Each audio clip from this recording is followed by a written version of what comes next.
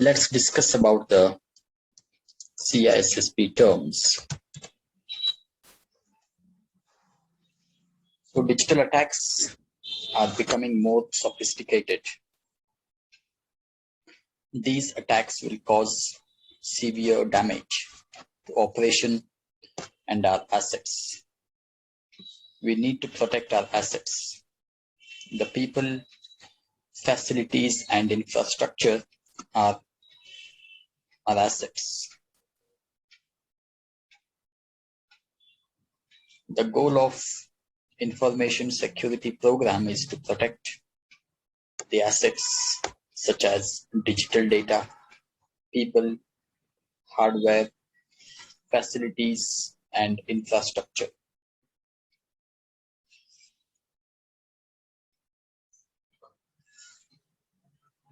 We, as security engineers, are the security guards for the data and other assets. The practices to protect the data and digital assets are categorized and discussed in CISSP course. So the CISSP contains 8 domains.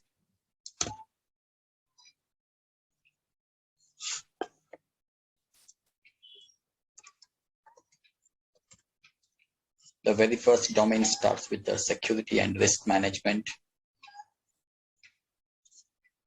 This common body knowledge addresses the framework, policies, and concepts that cover the protection of data. This also covers the styles and process that IT administrators can test and assess the network and data security level.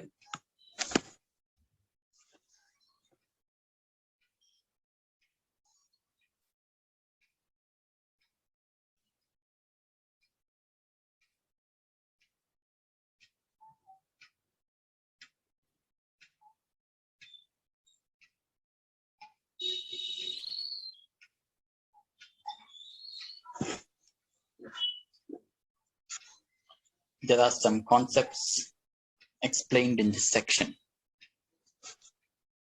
The first one is asset.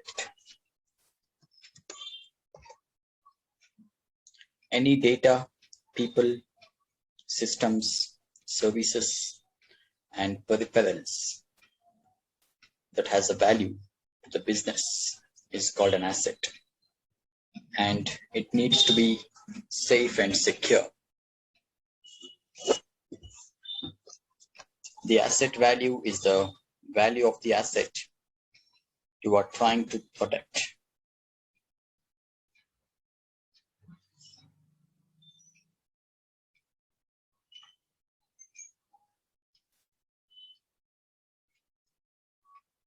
Then vulnerability.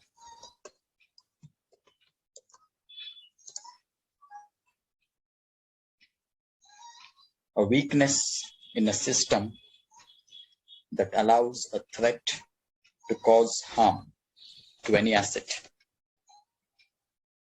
That can be a hole in a firewall, a security issue in a server room, or a program bug. Weakness or gaps in a security program that can be exploited by threats to gain unauthorized access to an asset.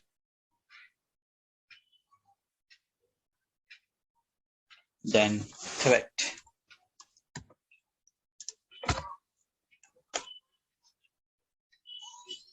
Threat is the potential harm that can come to an asset.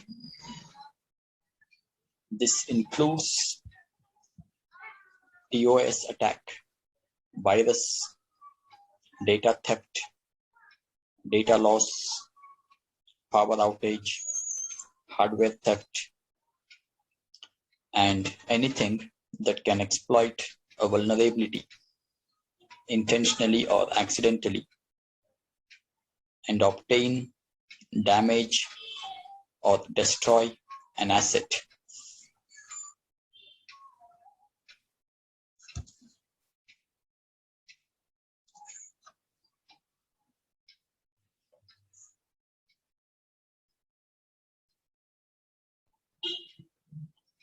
So there are several types of network threats.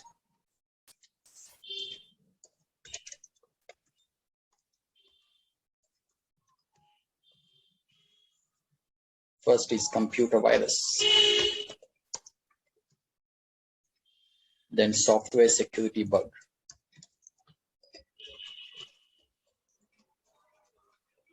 then Trojan horse,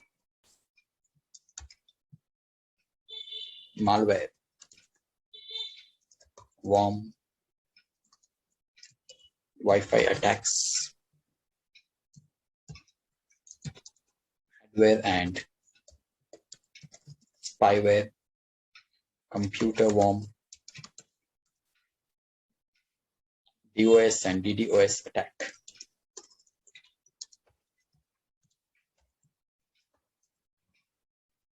Then rootkit, phishing, man in the middle attack,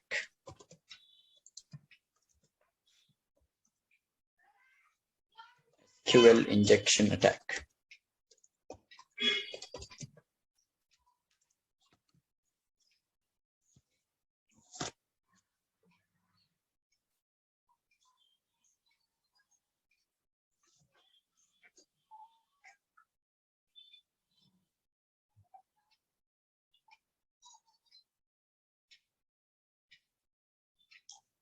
Then we have threat agent.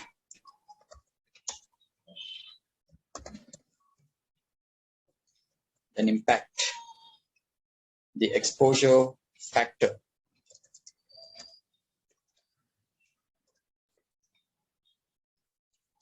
risk. So threat agent is anyone who uses a vulnerability to attack a network or an asset. A hacker is a threat agent who uses a threat vector to exploit a vulnerability and attack a network.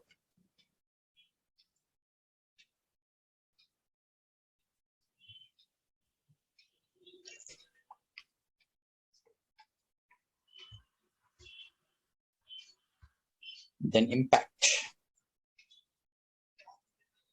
Impact is the damage and level of security, level of severity that is caused to a victim or asset. The impact is expressed in dollars.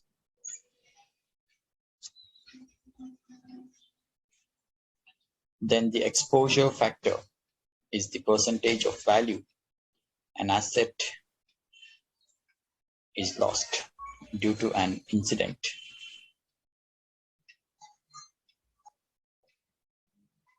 Risk equals threat versus vulnerability.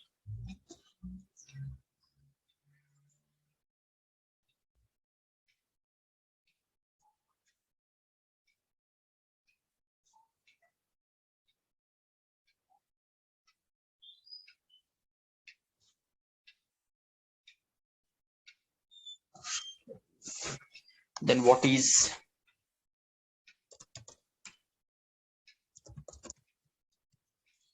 AAA?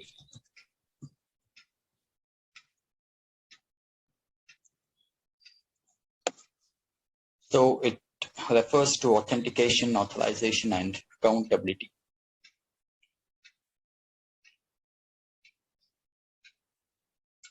So first is identity. Identity is someone who you are claiming to be. When you enter your username in the login field, you are claiming your identity. There is no guarantee that the person who is claiming an identity is the real person.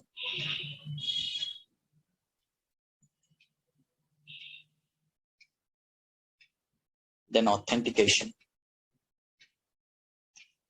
The password that we enter in the login field is an example of authentication, like identity. Like identity, there is no guarantee that the person who is entering the password is the real owner of the account, except some biometric authentication are used.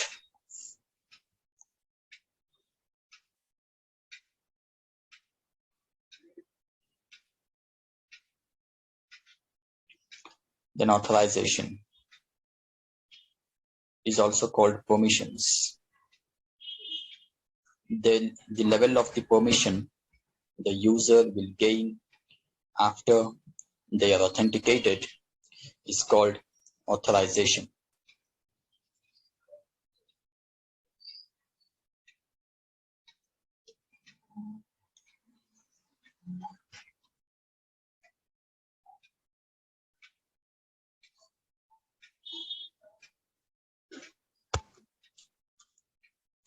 Then accountability.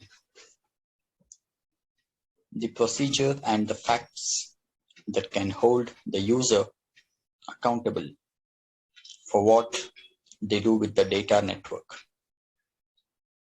Accountability becomes feasible via tools like logging and monitoring.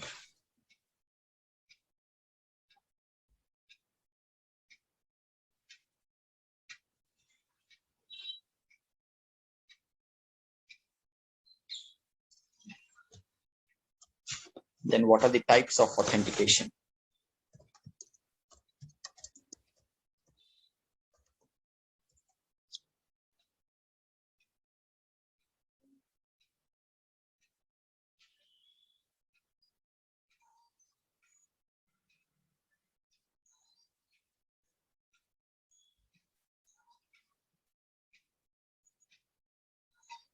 So types of authentication can be password authentication, two-factor authentication, token authentication, biometric authentication,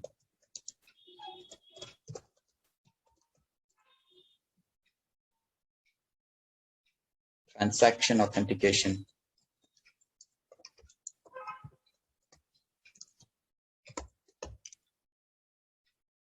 computer recognition authentication,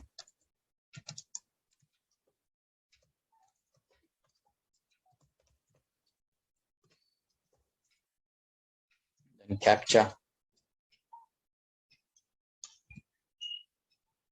single sign-on,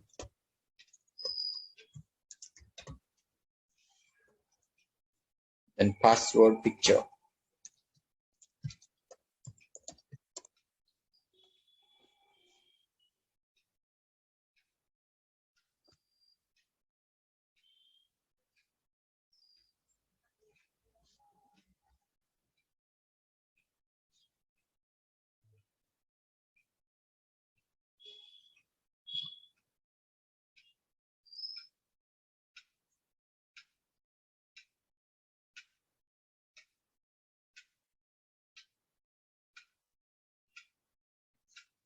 So we will discuss about security and risk management domain, the first domain in CISSP.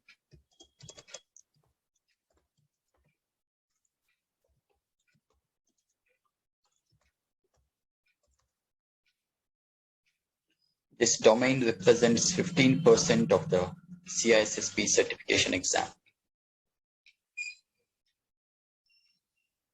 So it covers ownership, security policies and procedures,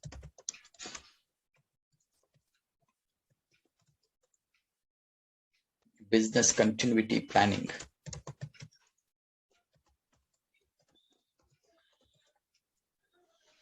risk management,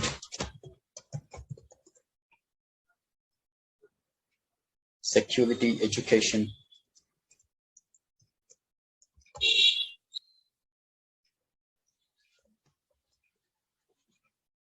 training, awareness.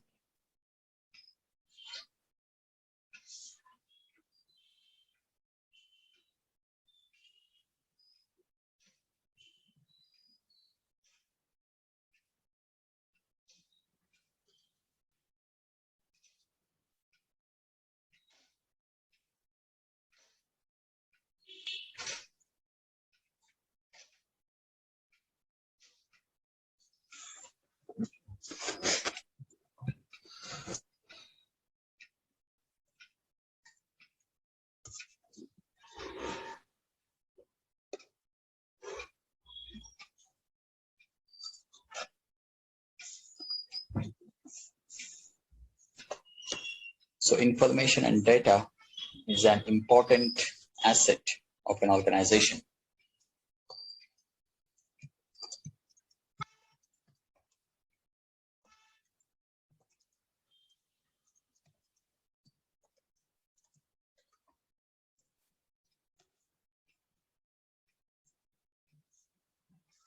So security governance and accountability framework aligns the process of an organization with the strategies, manages the responsibilities, and deploys the standards and policies for securing the assets.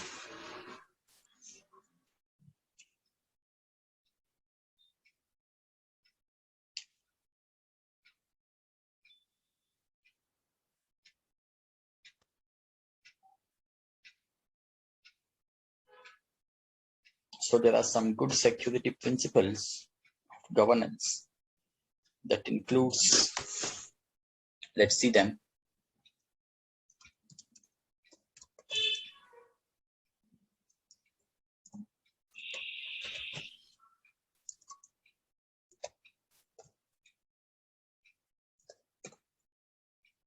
Organizational process.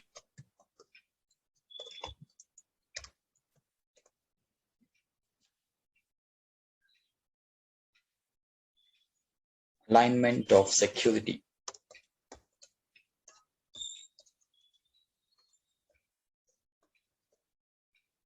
Alignment of security function to business strategy, goals, mission, and objectives. Then control tools, security tools, due care, due diligence,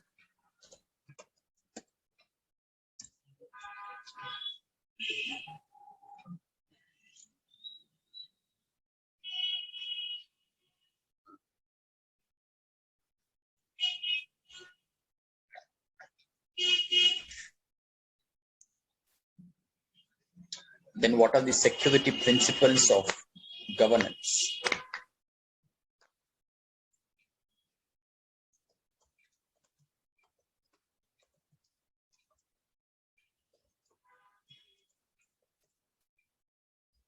So security principles of governance is one of the most important aspects of CISSP training course. So it has alignment of security function to business.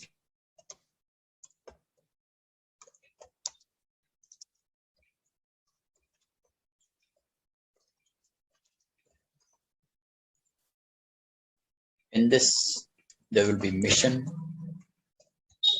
strategy, goal,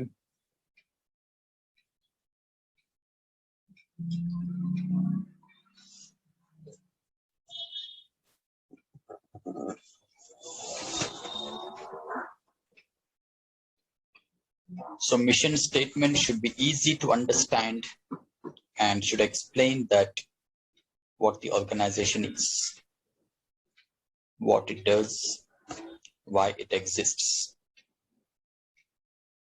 what methods it works for its use, and why did it choose these methods.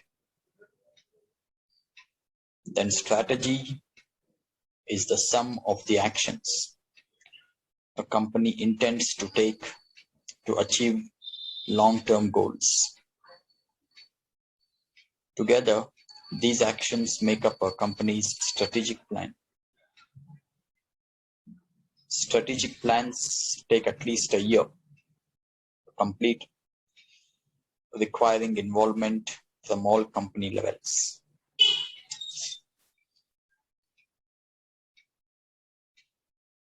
Then goal. Goal is something that an organization hopes to achieve.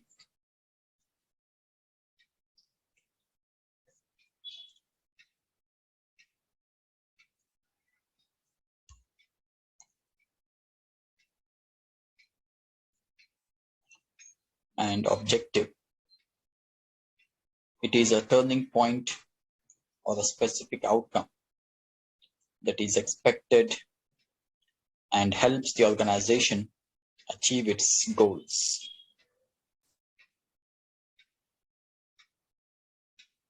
How is security managed in each organization, and what are the important differences? How do policies between the two organizations differ, and what issues will be encountered when merging the policies into one? What security controls are there in each organization, and what is the difference between them?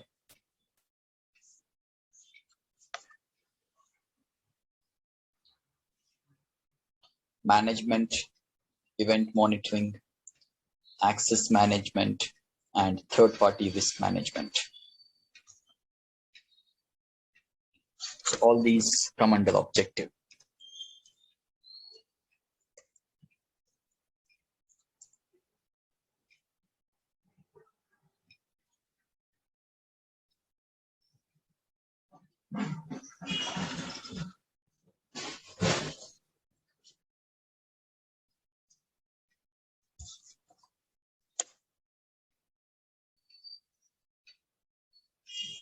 Then we have organizational process.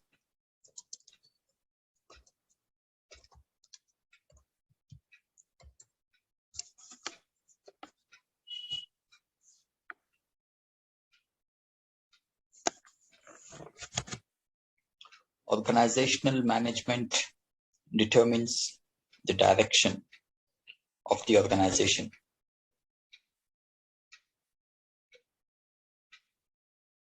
It sets policies and process in place to ensure that executive management is following that direction.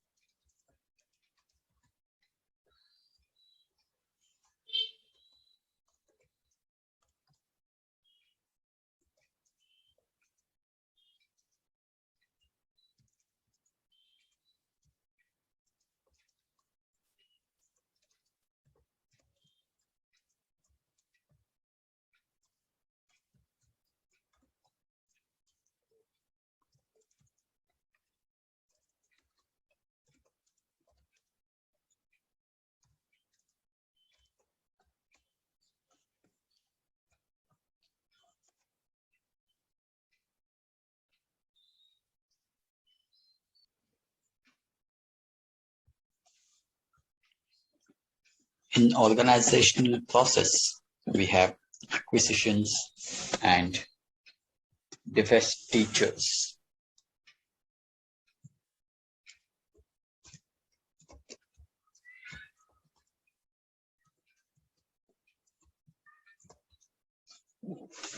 Sometimes one organization buys another and merges with it. Sometimes an organization divides itself into two or more separate companies. Therefore, it is very important to reorganize, to change the direction of teams, departments, divisions, and business units. There are a number of security considerations that must be considered in such times, including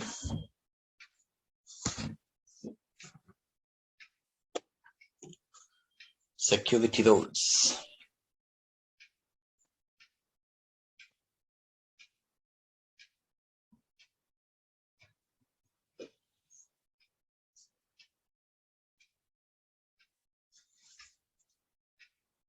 So there are a number of security considerations that must be considered in such times, including the network security and all.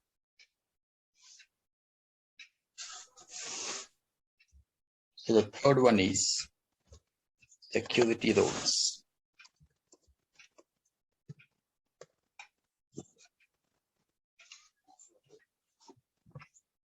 Specific roles and responsibilities for information security should be defined in an organization's security policy.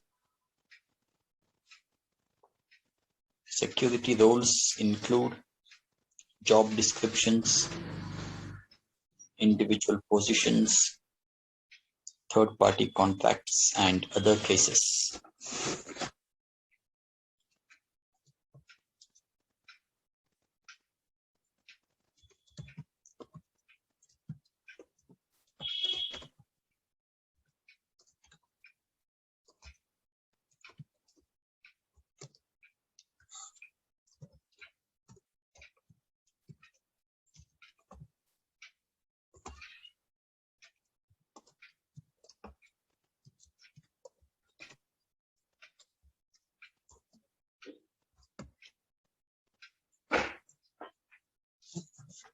So security roles include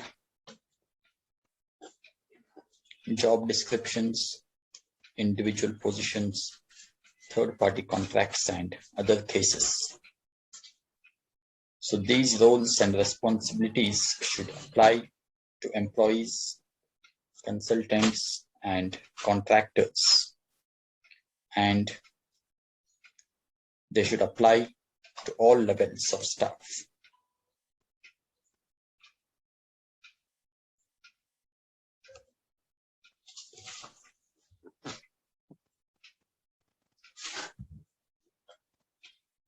Then we have control.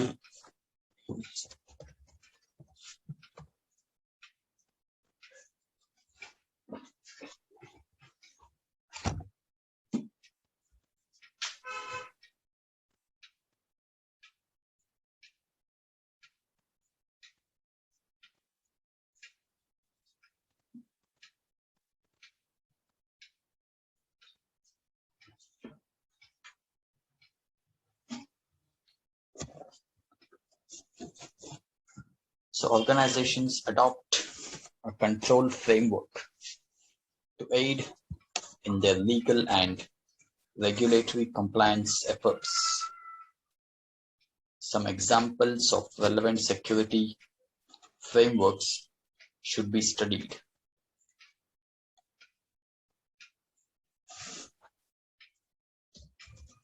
Next is due care.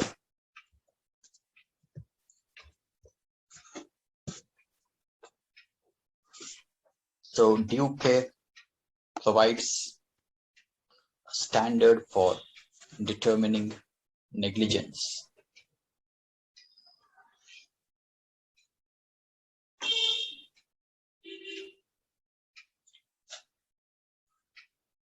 In the world of information security, due care relates to the steps that individuals or organizations take to perform their duties and implement security best practices.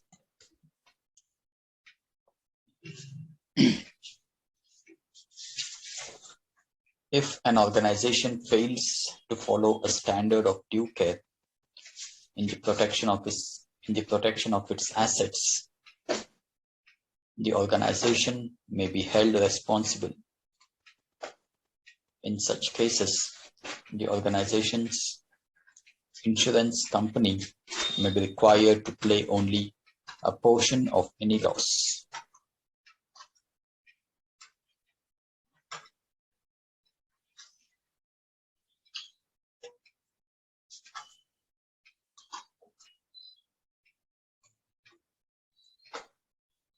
Then finally we have due diligence.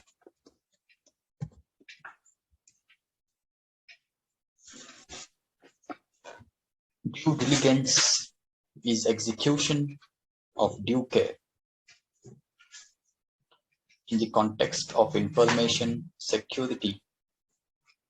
Due diligence commonly refers to risk identification and risk management practices.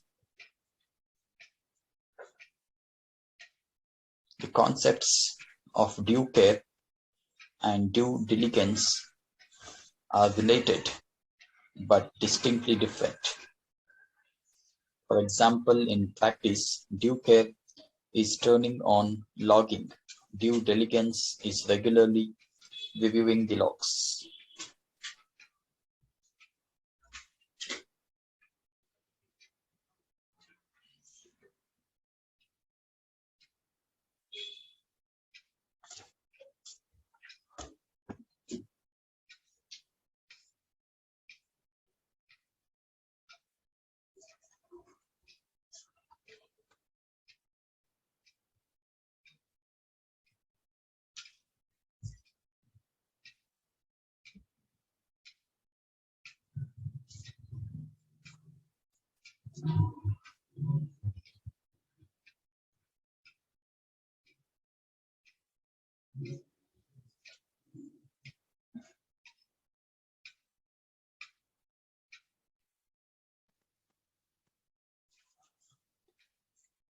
Next, we have is business continuity requirements.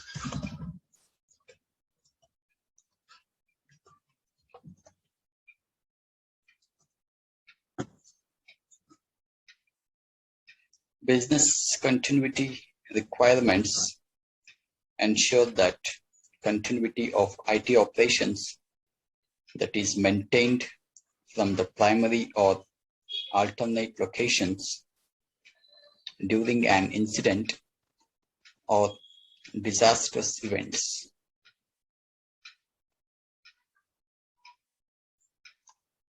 Business continuity requirements are based on the continuity business planning.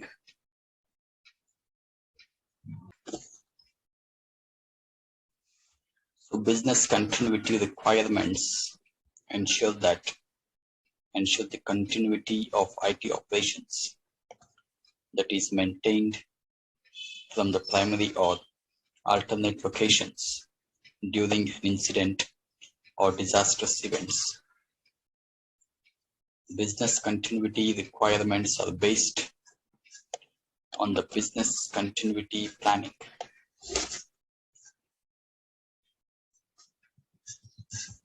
So develop and document scope and plan.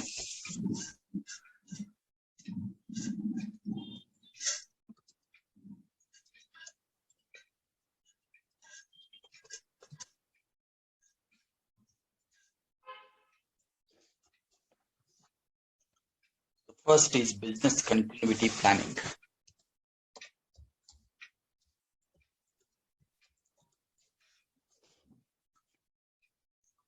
Business continuity planning aims to prevent interruptions to operations, and it is a process that proactively addresses the continuation of business operations during and in the aftershock of such disruptive events.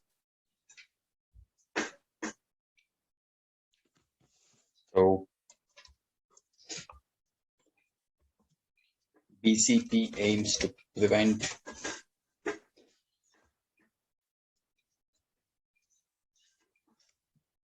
interruptions to operations,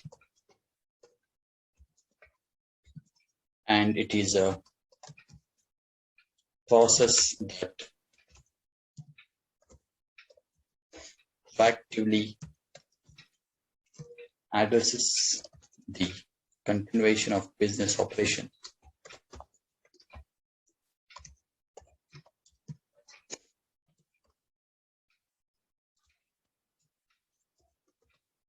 During and in the aftershock of such disruptive events.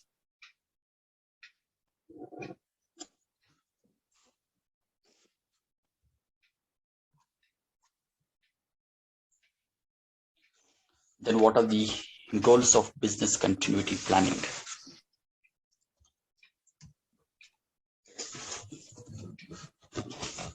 It ensures the continuity of business operations without affecting the whole organization. Availability is the most important factor.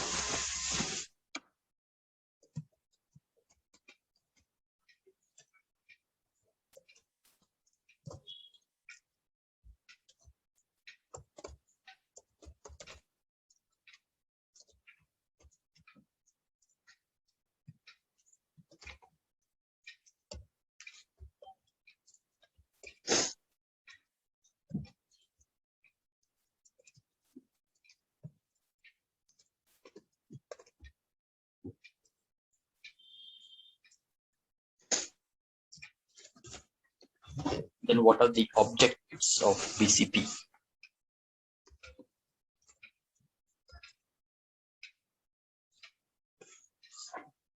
So, life safety or preventing human loss, avoiding any serious damage to the business,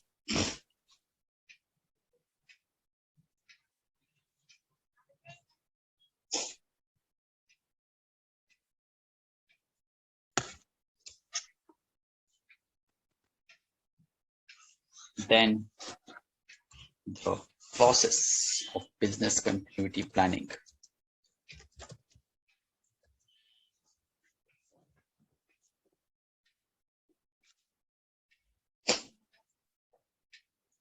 So the process first is scoping.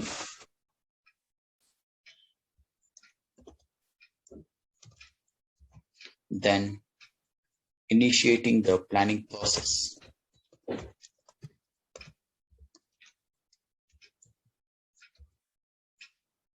Then performing business impact analysis.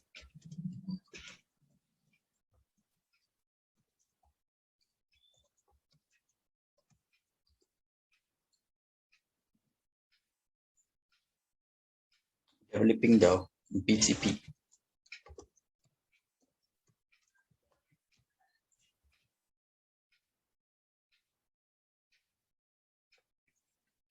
BCP implementation.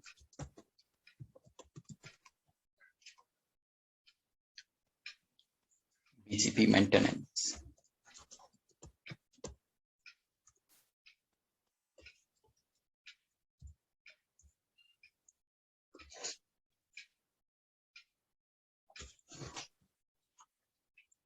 So this is the BCP process. Scoping. The scope of a BCP primarily focuses on a business process. The primary principle of BCP scoping is ensuring that the scoping process includes all the essential resources. Then initiating the planning process. It includes establishing the roles and responsibilities of personnel involved.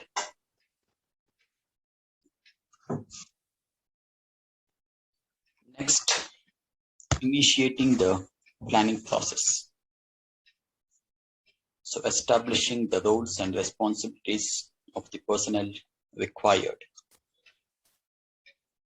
Then performing business impact analysis.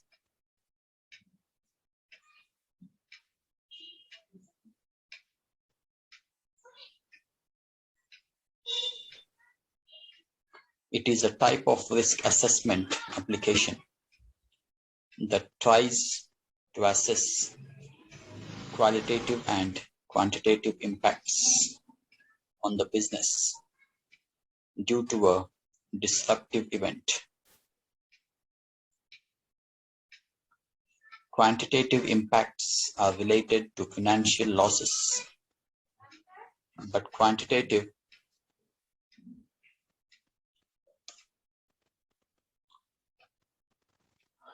so performing the business impact analysis is a type of risk assessment application that tries to assess quantitative and quantitative impacts on the business due to a disruptive event.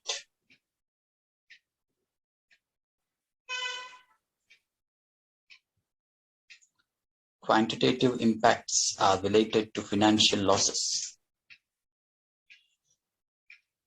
but qualitative impacts are operational, such as inability to deliver. This process has 8 steps, which we will describe.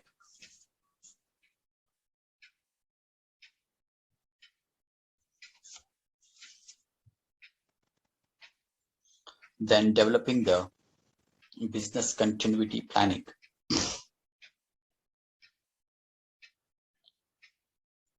It identifies critical business process and functions.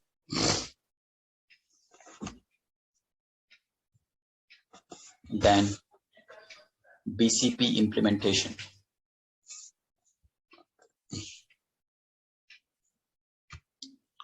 The senior management must approve the properly documented business continuity plans.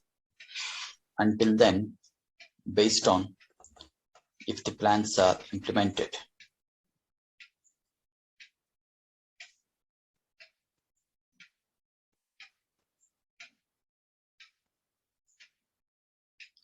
Then finally, BCP maintenance.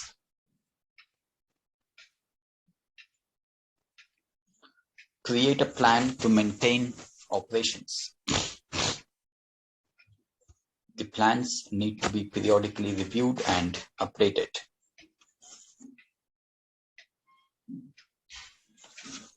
Next, we have business impact analysis steps.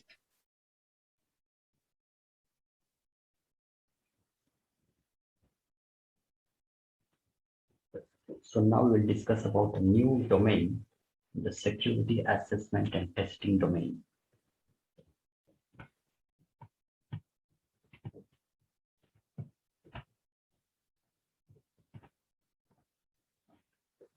This domain represents 12% of the CISSP certification exam. Security assessment and testing is based on designing, assessment, and analyzing phases. The purpose of designing an interpretation and security assessment is to ensure that all security controls that we have been implemented work properly. So security assessment and testing is based on designing, assessment, and analyzing phases.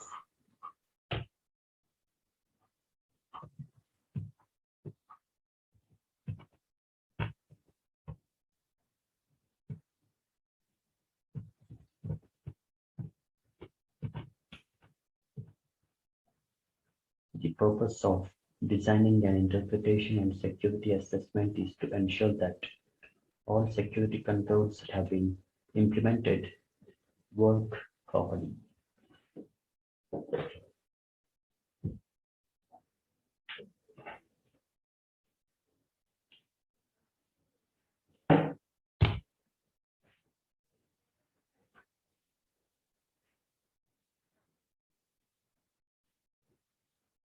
Assessment and testing are performed in the next phase to ensure all risks are properly mitigated.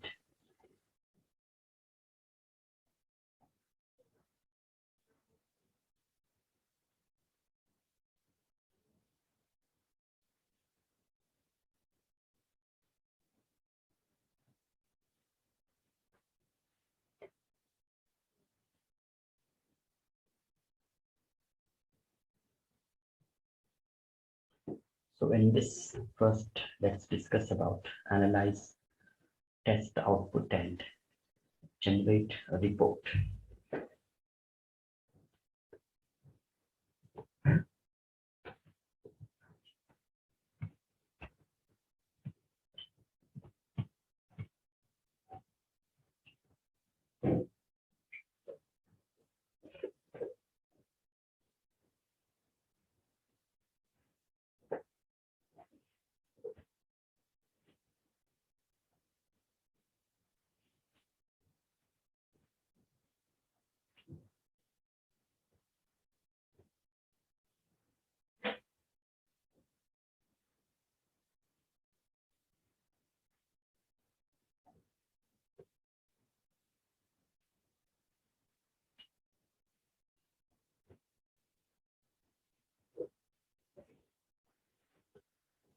So security experts must be able to analyze, log, and test data and report this information in meaningful ways to senior management teams. So they are alert of possible risks or harm and make informed security decisions.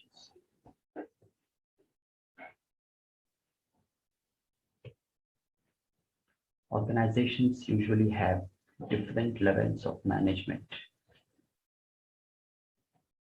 Security professionals need to be able to provide appropriate reports for each of these different levels of management.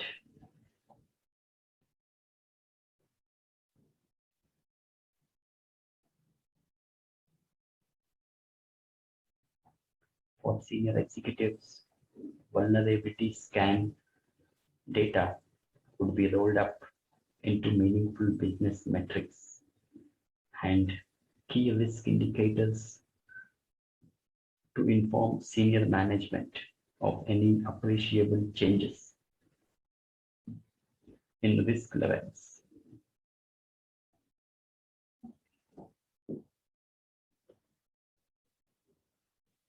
The type of auditing being performed can also determine the type of reports that must be used.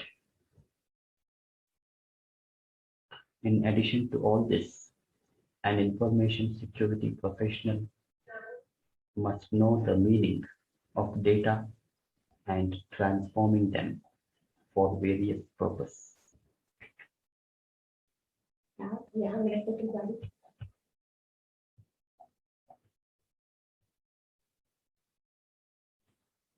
So in addition to all this, an information security professional must know the meaning of data and transforming them for various purposes and different audience.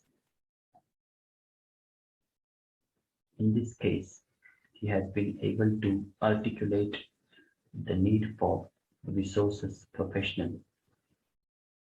The advantage of this is that it will be easier for him to get the necessary funding for the tools as well as the additional staff.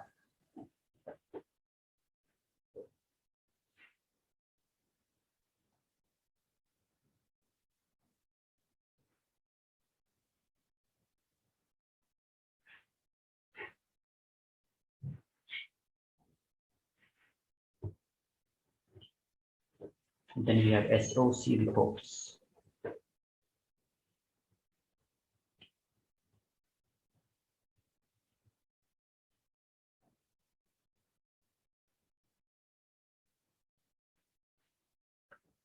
American Statement on Standards for Attestation Engagements, that is SSAE,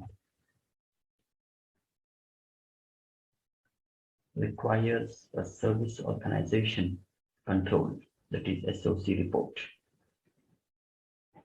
There are 4 types of SOC reports. The type 1, the type 2, then SOC 2, SOC 3.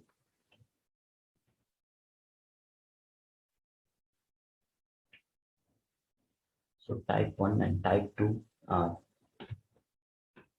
SOC 1 type 1, SOC 1 type 2. So SOC 1 type 1 outlines the findings of an audit as well as the fullness and accuracy of the documented control systems and facilities.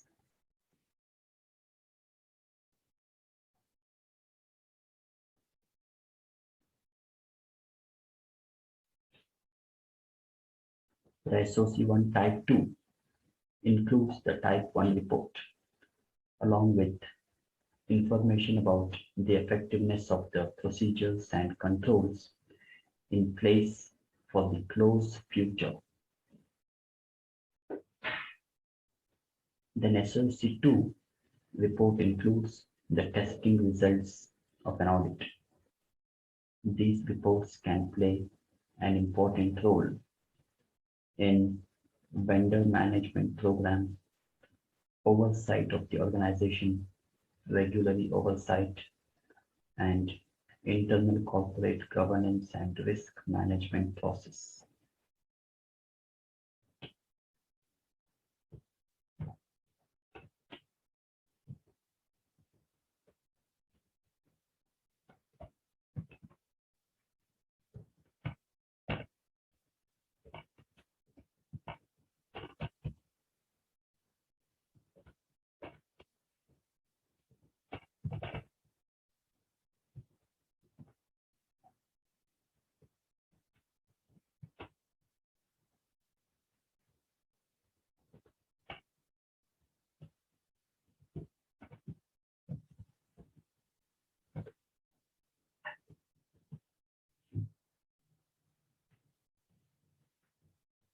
Then SOC3 reports can be distributed or published freely. SOC3 report provides general audit results with a data center certification level. These reports are intended for users or clients requiring the assurance of control, security, integrity, and confidentiality of process and availability.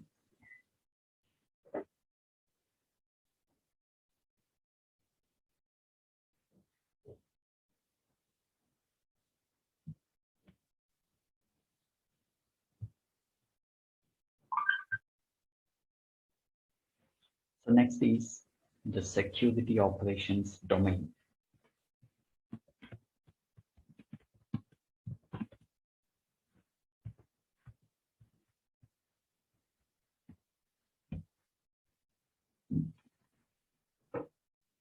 So this domain represents 13% of the CISSP certification exam.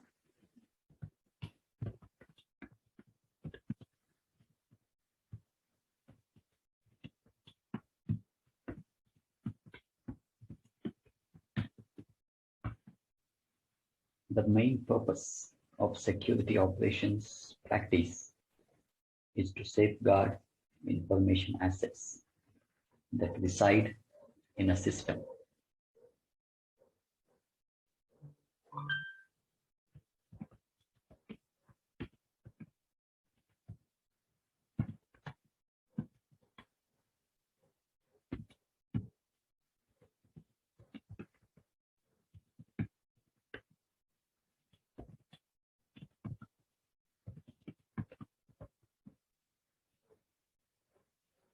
Security operations represent routine operations that occur across many of the CISSP domains.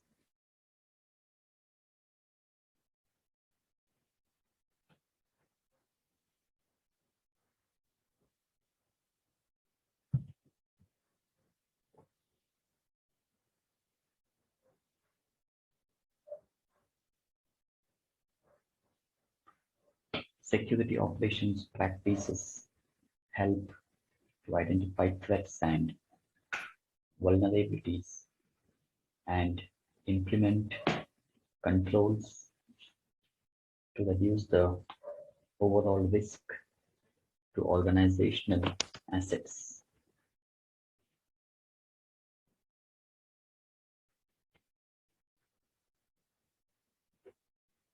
So security operations help to identify threats and vulnerabilities and implement controls to reduce the overall risk to organizational assets.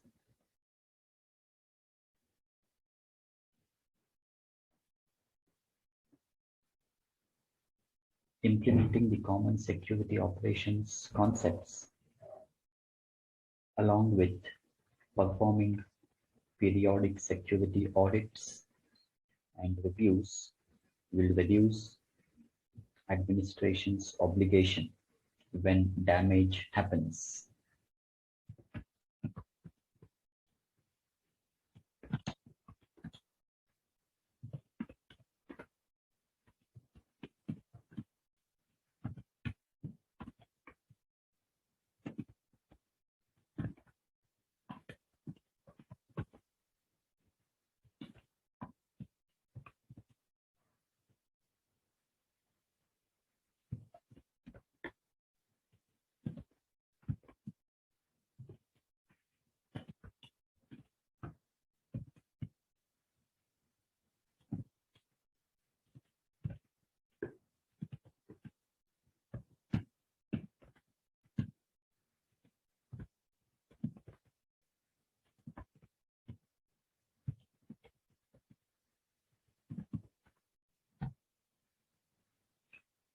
The security operations domain covers a lot of essential security concepts. Many of the other security domains, including security and risk management, asset security, security architecture and engineering, and communication and network security.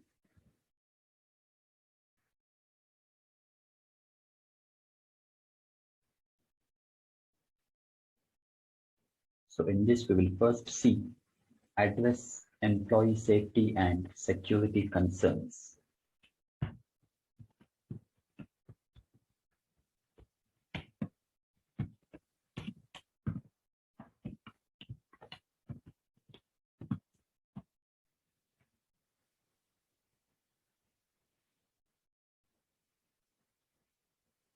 So in this section, we'll take a look at personal safety and security concerns to help you understand the different aspects of employee safety. We will discuss in this section that how to make sure employees can safely work and travel. We have already discussed in other sections of this course how security professionals can help the organization achieve its goal. Examples include security policies, physical security measures.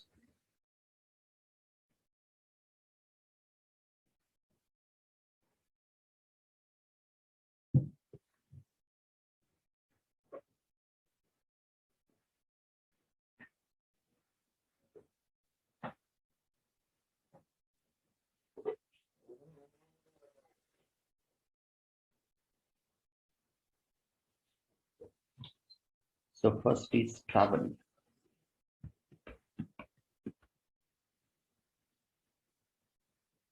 So this is the first principle. Different countries have different laws and policies. Employees must be familiar with the differences before traveling. During travel, encryption should be used for both data in transit and data at rest, and should also limit internet connectivity through Wi-Fi while traveling.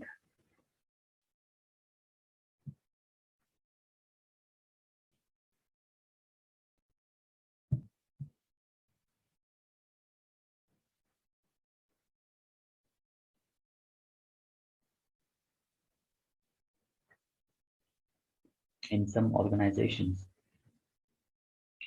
employees are given a special travel laptop that has been subscribed or that has been scrubbed of sensitive data to use during a trip. The laptop is re-imaged upon returning to home.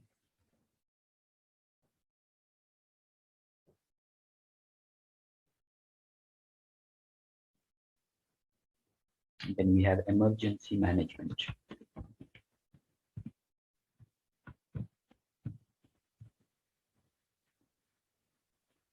A common tool for ensuring the safety of employees during emergencies is the occupant emergency plan.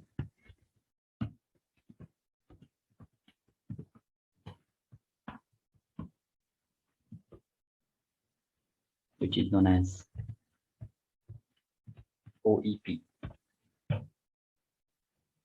The OEP describes the actions that facility occupants should take in order to ensure their safety during an emergency situation.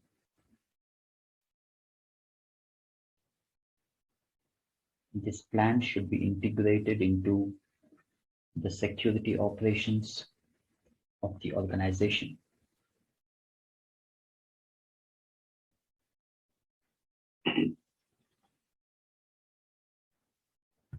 Then we have duress.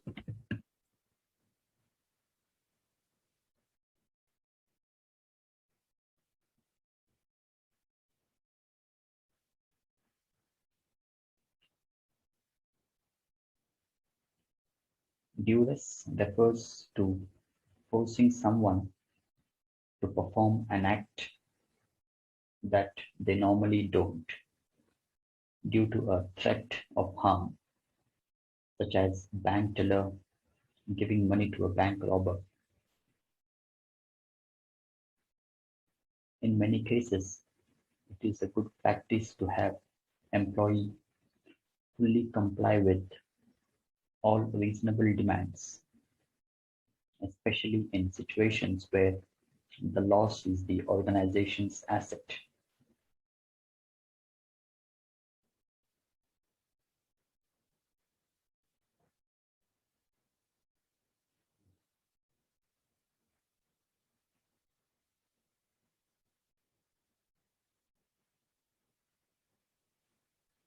Then we have apply resource protection techniques.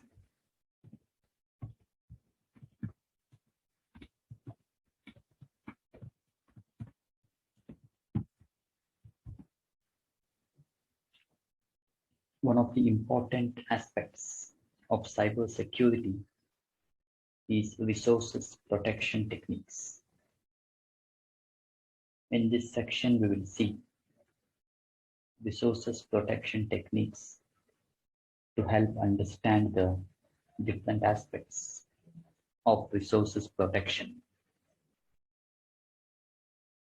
We will look at some tips for managing media and use asset management for software and hardware in this section.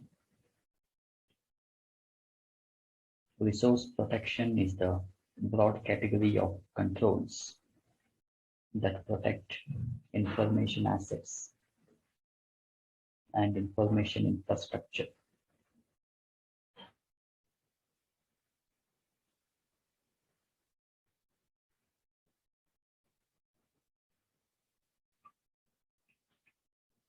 Resources that require protection are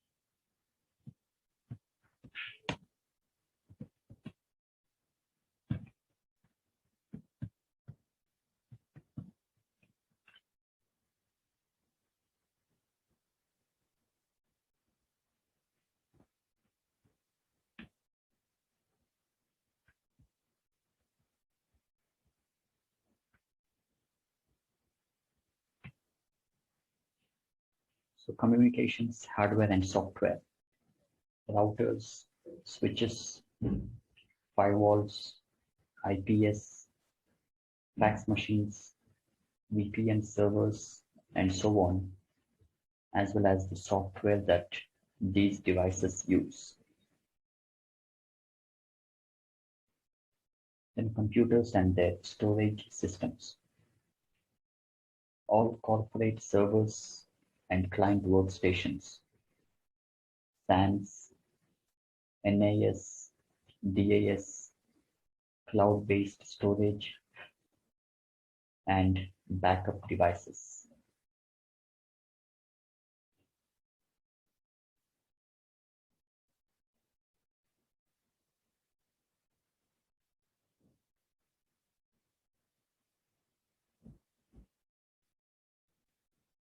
Then business data.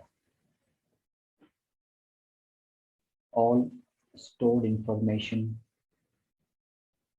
such as financial data, sales and marketing information, personnel and payroll data, customer and supplier data, and process data.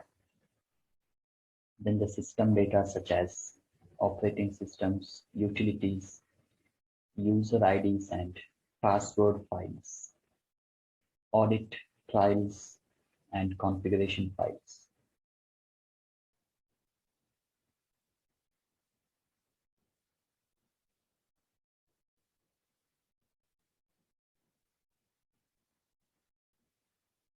Then backup media like tapes, tape cartridges, removable disks and offsite replicated disk systems.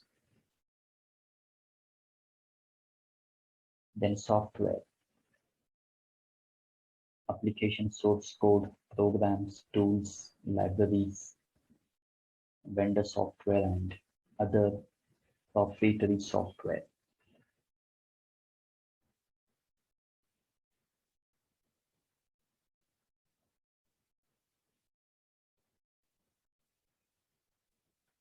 Then we have media management.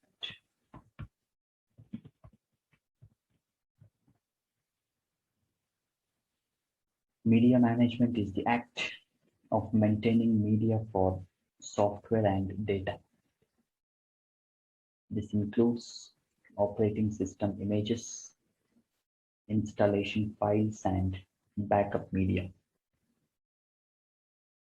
There are some important media management concepts.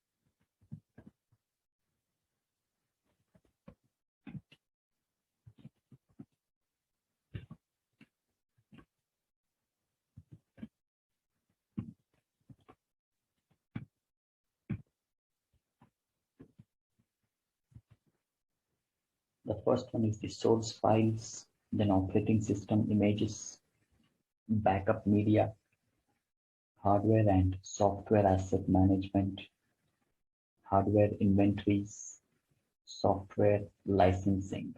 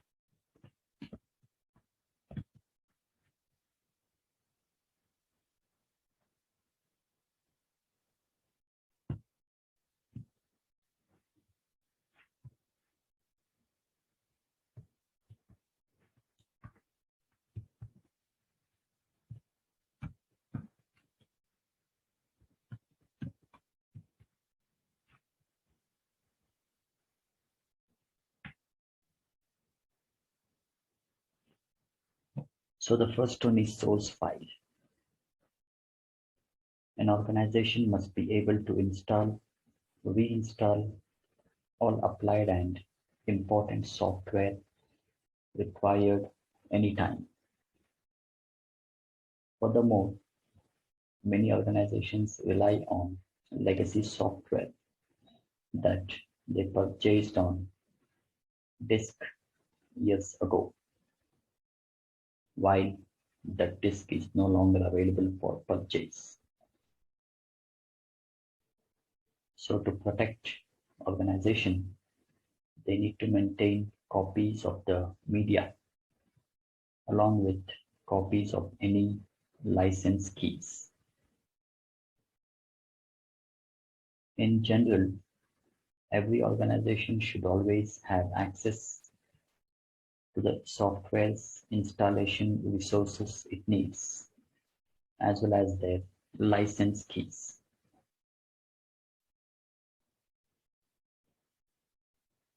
Then we have operating system images.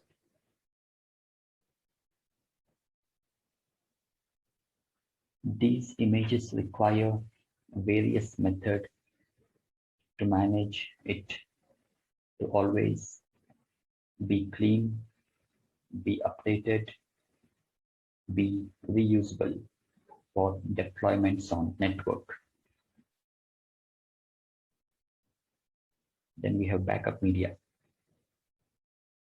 This media is a sensitive media. Many organizations usually encrypt backups on media and still need to treat the backup media, especially to reduce the risk of media being stolen and compromised. As mentioned several times in this training, the organization should back up its sensitive data, at least on 2 storage media. Keep one medium in the same location as the organization and the second medium in another geographic location.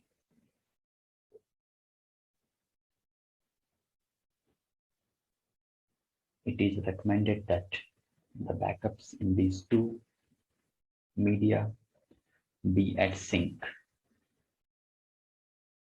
It is common to use third-party companies to store backup media securely in off-site facilities.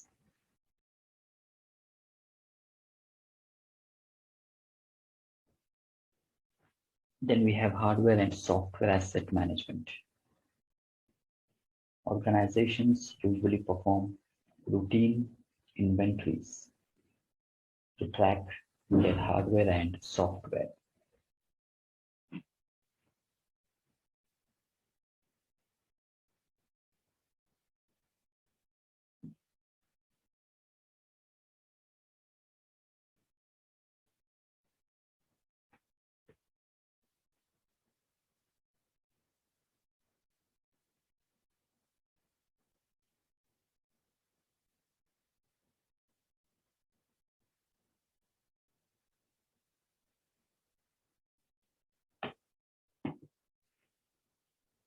Then we have hardware inventories.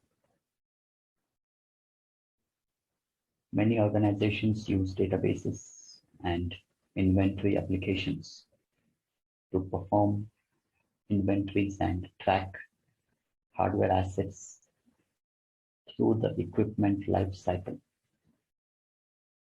Obviously, the data in this database must be provided and updated from somewhere.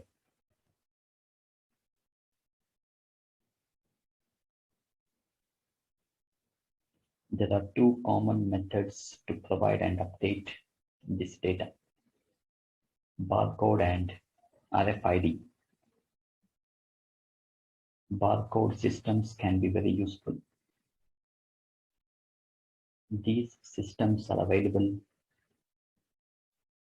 that can print barcodes to place on equipment. The barcode database includes relevant details on the hardware such as the model, serial number, and location.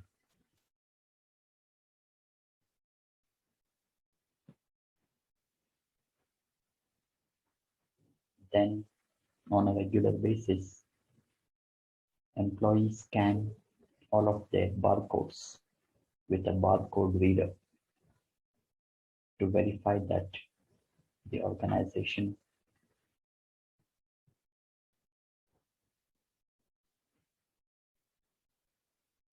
So there are two common methods to provide and update the data, barcode and RFID. Barcode systems can be very useful.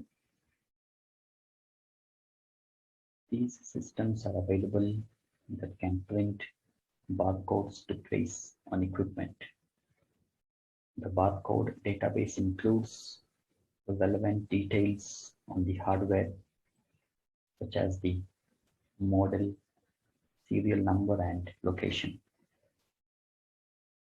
Then, on a regular basis, employee will scan all of the barcodes with a barcode reader to verify that the organization still controls the hardware.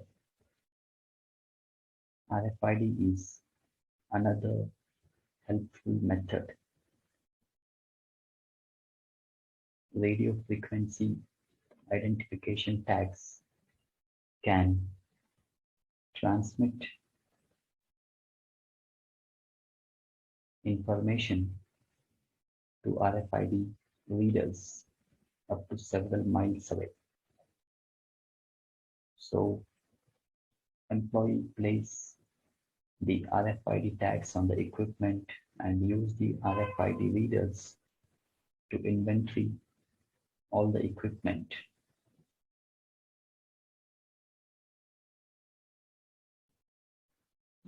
Using RFID systems is much easier than using barcode systems. They are also easier to manage, but RFID tags and readers are more expensive than barcodes and barcode readers.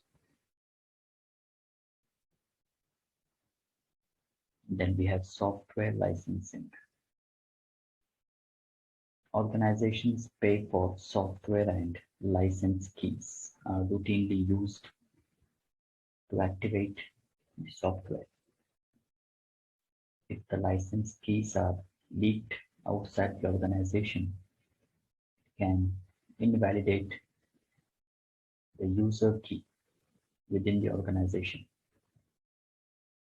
Any type of license key is therefore highly valuable to an organization and should be protected.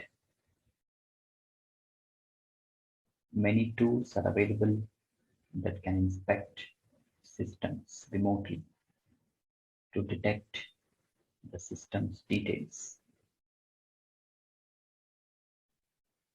Software vendors use these tools to detect and identify software that lacks an activation key because this software may have been used illegally. Microsoft's System Center Configuration Manager is an example of these tools.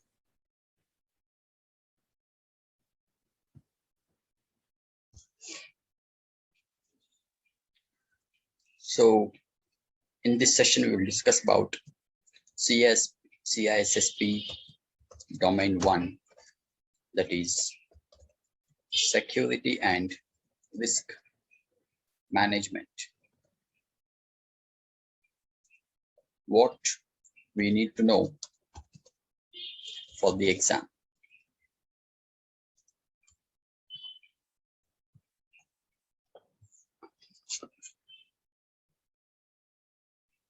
Risk is a crucial element in all our lives.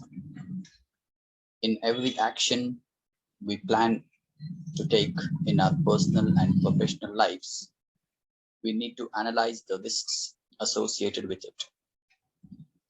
From a cybersecurity perspective, industries such as energy, healthcare, banking, insurance, retail, etc. involves a lot of risks which impedes the adoption of technology and which needs to be effectively managed. The associated risks which need to be addressed evolve quickly and must be handled in a short period of time. Computing technology is not restricted to mainframe or PCs anymore. Both simple and advanced devices are now part of our everyday lives, ranging from road signs to intelligent vending machines to advanced diagnosing medical services. Each of these new types of devices need to be secured since they all have their own requirements regarding confidentiality, integrity, and availability of the data or resources they provide. Risk management involves comprehensive understanding, analysis, and risk mitigating techniques to ascertain that organizations achieve their information security objective.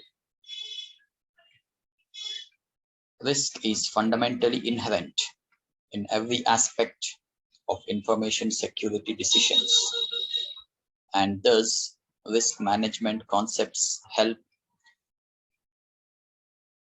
each decision to be effective in nature.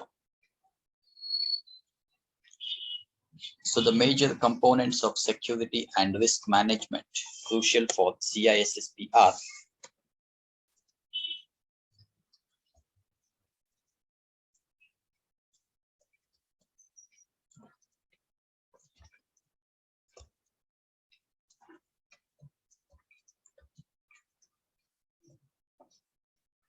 information security within the organization,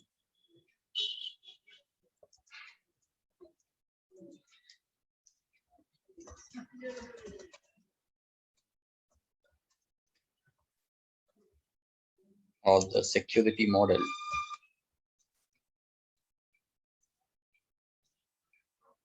The triad of information security, that is confidentiality, integrity, and availability.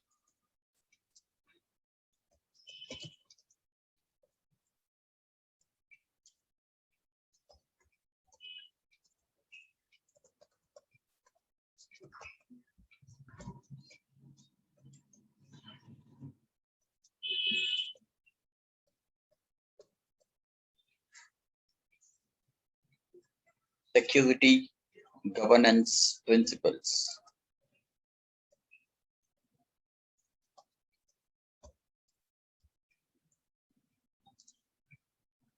Business continuity requirements.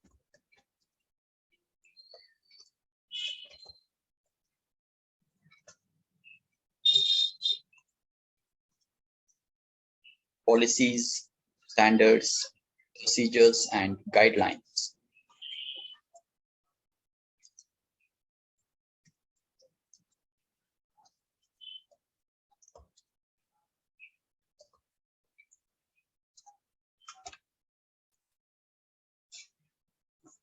Risk management concepts and threat modeling.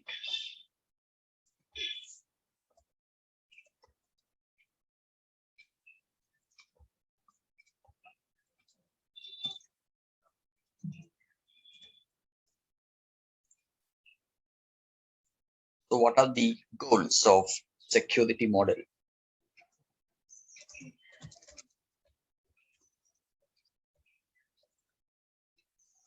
The two primary objectives of information security within the organization from a risk management perspective. So the two primary objectives are have controls in place support the mission of the organization.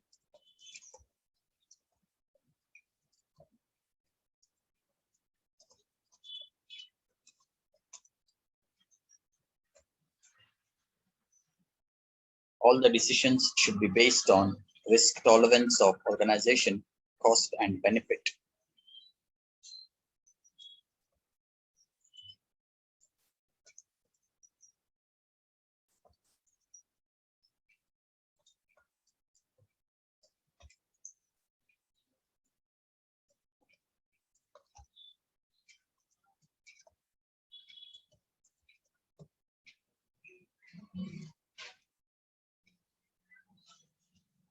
So these are those two goals.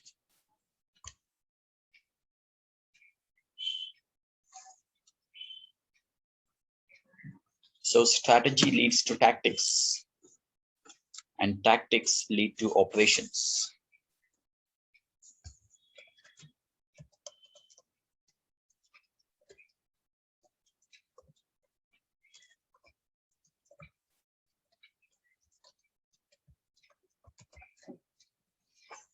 Operational goals may include patching computers as needed, supporting users, updating antivirus signatures, and maintaining the overall network on a daily basis.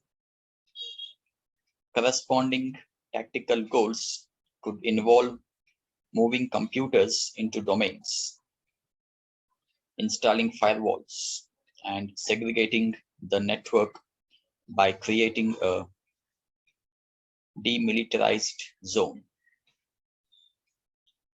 Then the strategic goals may refer to having all domains centrally administered and implementing VPNs and radius servers to provide a highly secure environment that provides a good amount of assurance to the management and employees.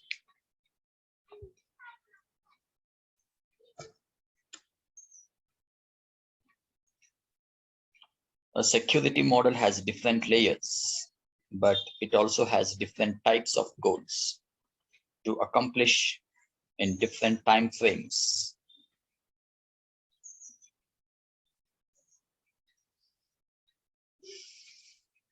Daily goals or operational goals focus on productivity and task-oriented activities to ensure the company's functionality in a smooth and predictable manner.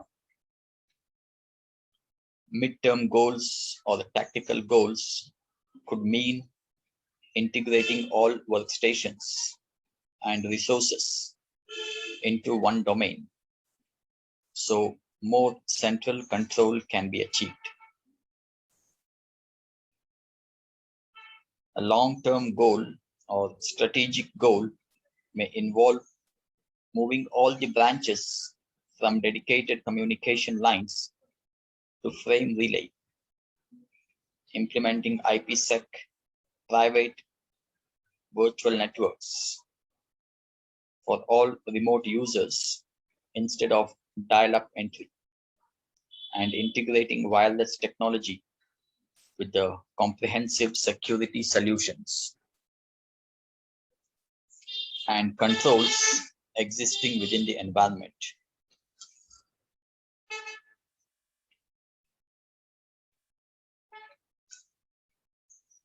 The technique and approach to strategy is called planning horizon.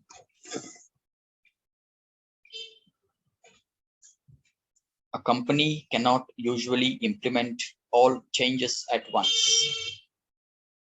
and some changes are larger than others. Several times there arises a situation where certain changes cannot happen until some other changes take place. If an organization whose network is currently decentralized and works in work groups without any domain trust, wants to implement its own certificate authority and public key infrastructure.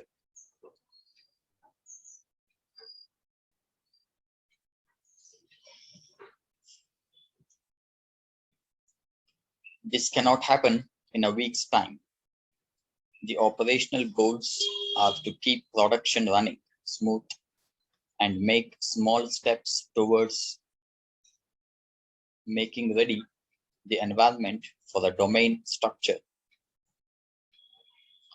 The tactical goal would be to put all workstations and resources into a domain structure and centralize access control and authentication. The strategic goal is to have all workstations, servers, and devices within the enterprise use the public key infrastructure to deliver authentication, encryption, and additional security communication channels.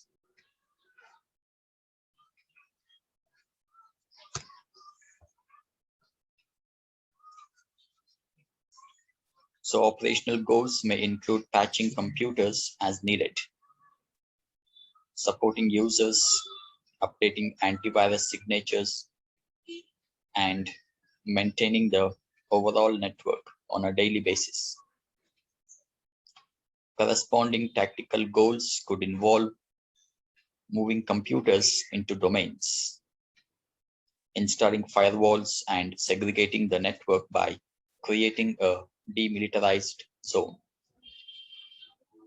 Then the strategic goals may refer to having all domains centrally administered and implementing VPNs and radius servers to provide a highly secure environment that provides a good amount of assurance to the management and employees.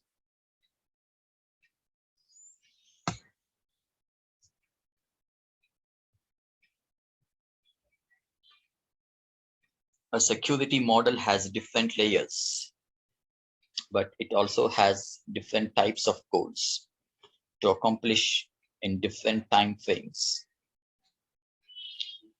Daily goals or operational goals focus on productivity and task-oriented activities to ensure the company's functionality in a smooth and predictable manner. Midterm goals or tactical goals could mean integrating all workstations and resources into one domain, so more central control can be achieved. So one was the daily goal or operational goal. Second one is midterm goal or tactical goal. Next one is long-term goal or strategic goal.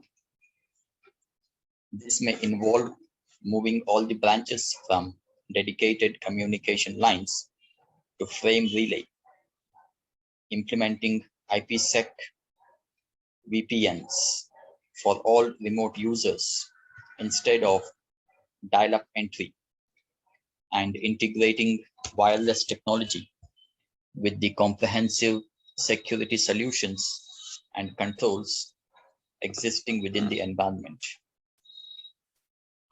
So this technique and approach is called planning horizon.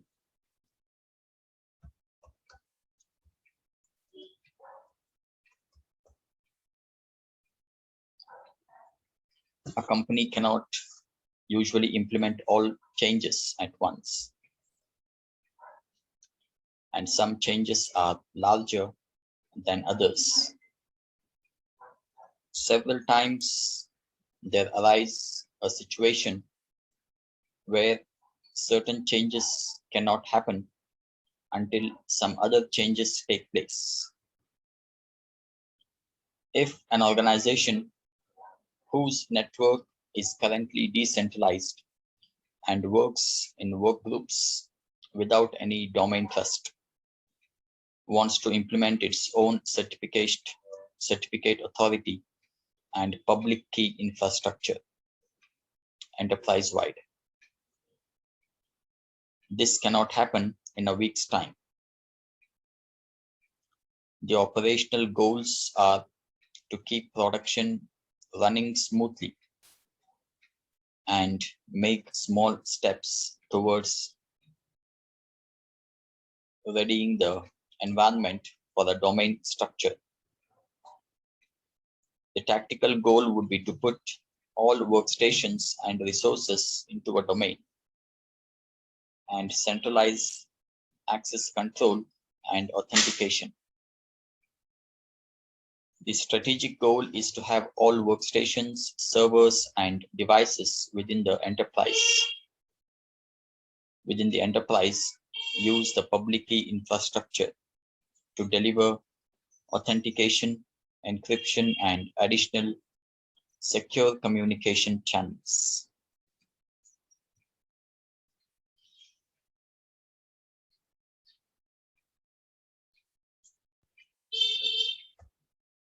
Generally, security works best if its operational, tactical, and strategic goals are defined and work to support each other. This can be more difficult than it appears.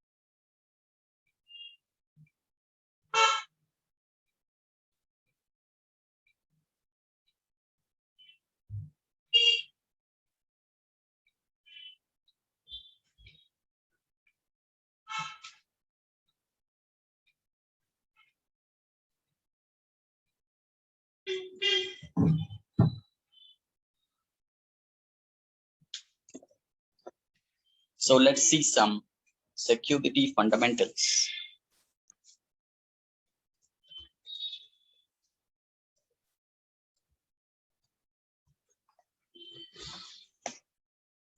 So confidentiality, integrity, and availability is a typical security framework intended to guide policies for information security within an organization.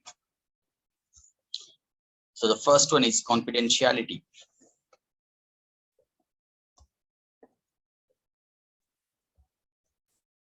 It prevents unauthorized disclosure.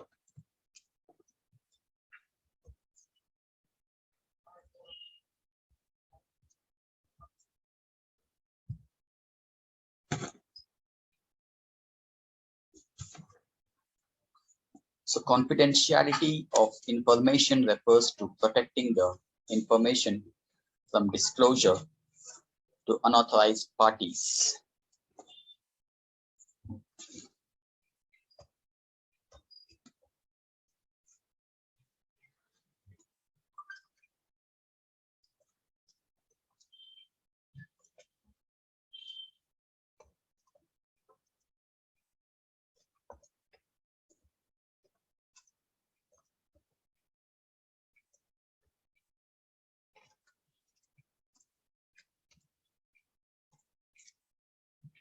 So what are the key areas for maintaining confidentiality?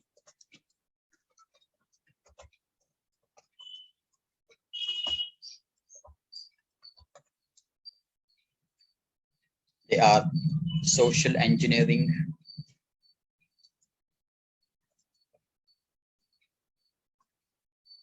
media reuse,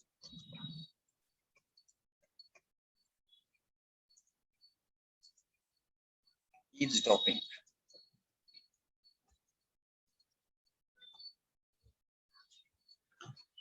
So social engineering, training and awareness, defining separation of duties at the tactical level, enforcing policies and conducting vulnerability assessments.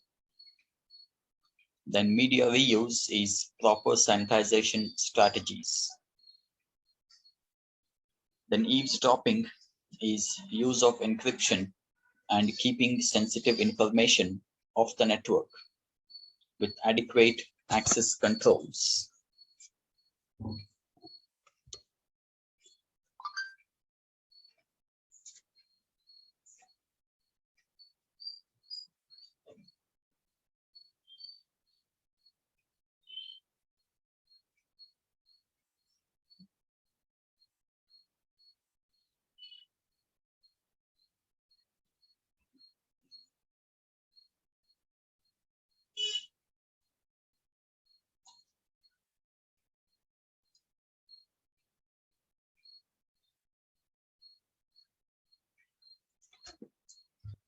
The second one is integrity.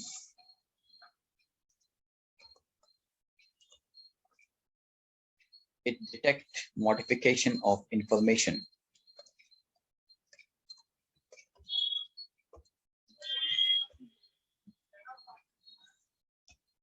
The integrity of information denotes protecting the sensitive information from being modified by unauthorized parties.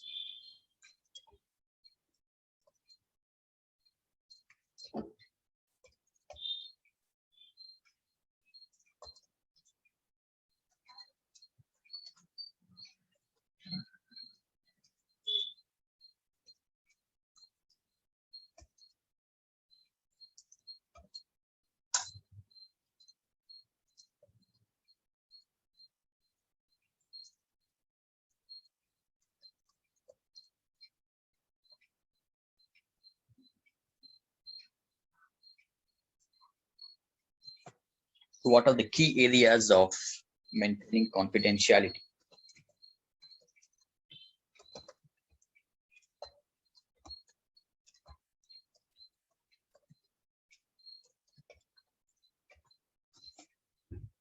So the key areas are encryption,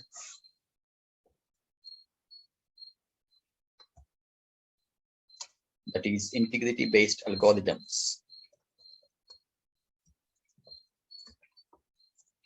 and intentional or malicious modification.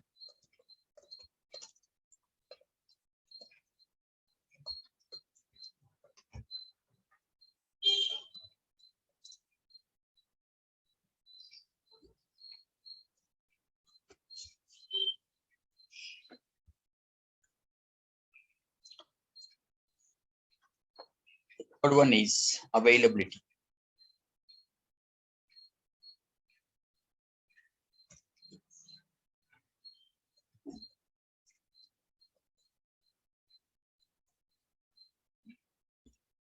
So it provides timely and reliable access to resources.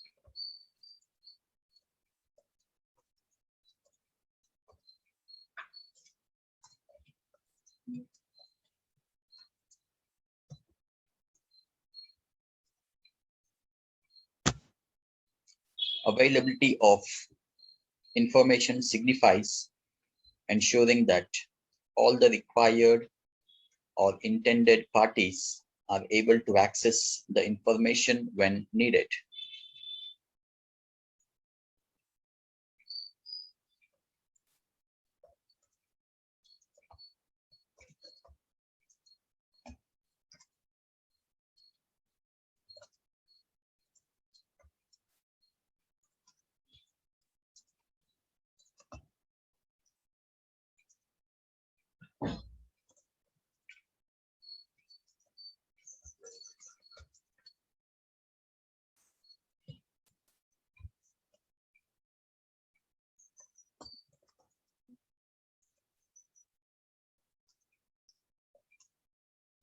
So what are the key areas? Prevent single point of failure.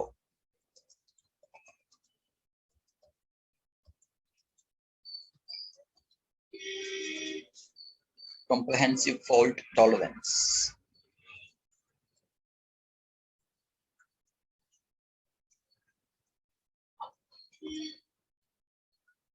So like data, hard drives, servers, network links, etc.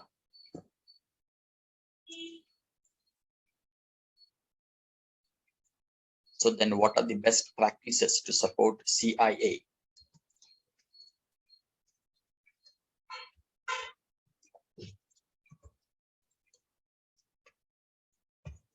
CIA confidentiality, integrity, and availability. The first one is separation of duties.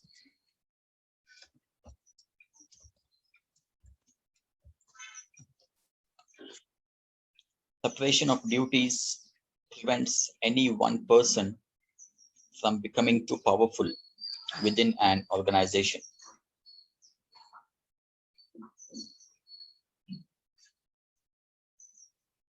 This policy also provides singleness of focus. For instance, a network administrator who is concerned with providing users access to resources should never be the security administrator. This policy also helps prevent collusion, as there are many individuals with discrete capabilities. Separation of duties is a preventive control.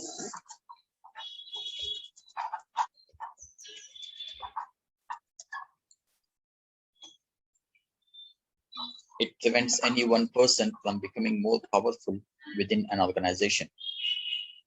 This policy provides singleness of focus. For example, a network administrator who is concerned with providing users access to resources should never be the security administrator. The second one is mandatory vacations.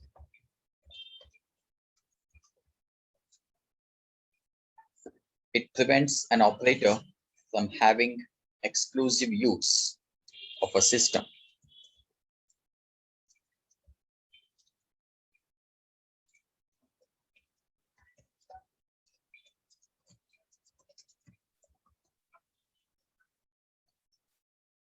Periodically, that individual is forced to take a vacation and relegate control of the system to someone else. This policy is a detective control.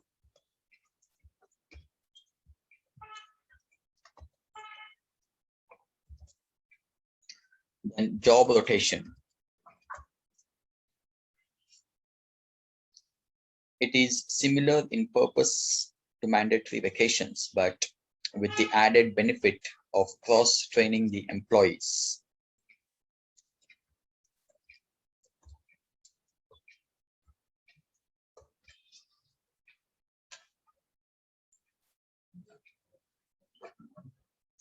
Then least privilege.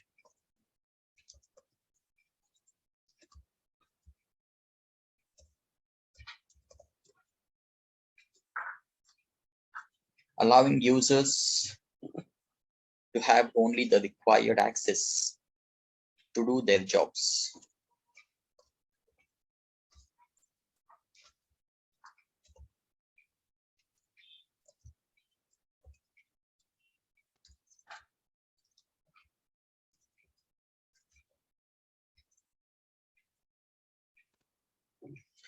Then need to know.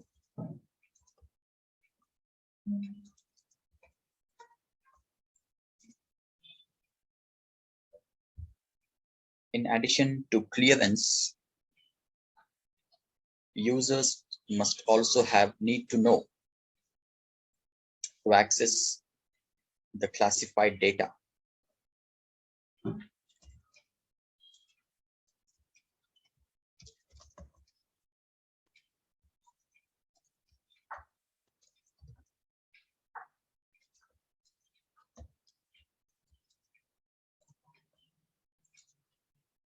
Then dual control, requiring more than one user to perform a task.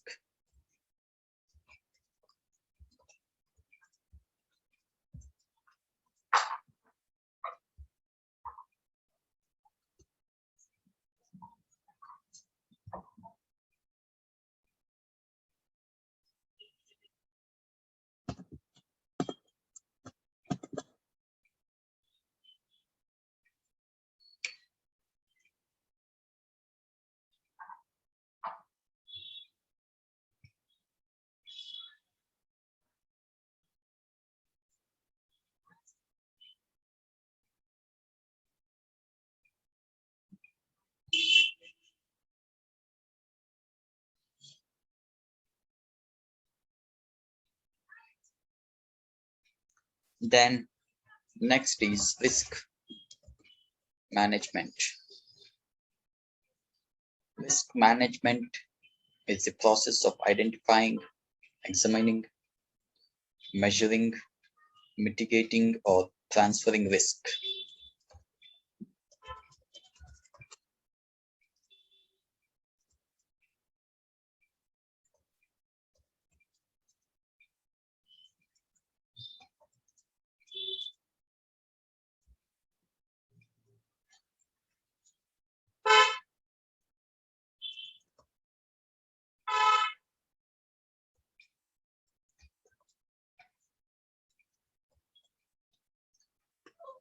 Its main goal is to reduce the probability or impact of an identified risk.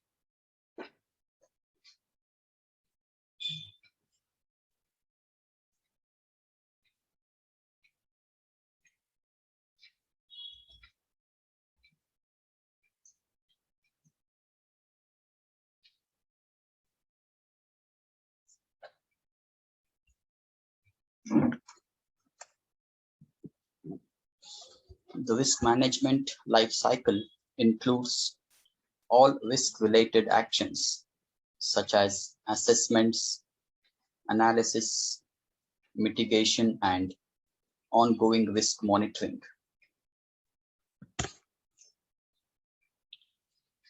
The success of a security program can be traced to a thorough understanding of risk. Without proper consideration and evaluation of risks, the correct controls may not be implemented.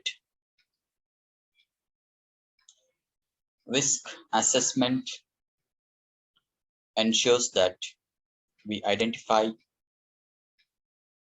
and evaluate our assets, then identify threats and their corresponding vulnerabilities.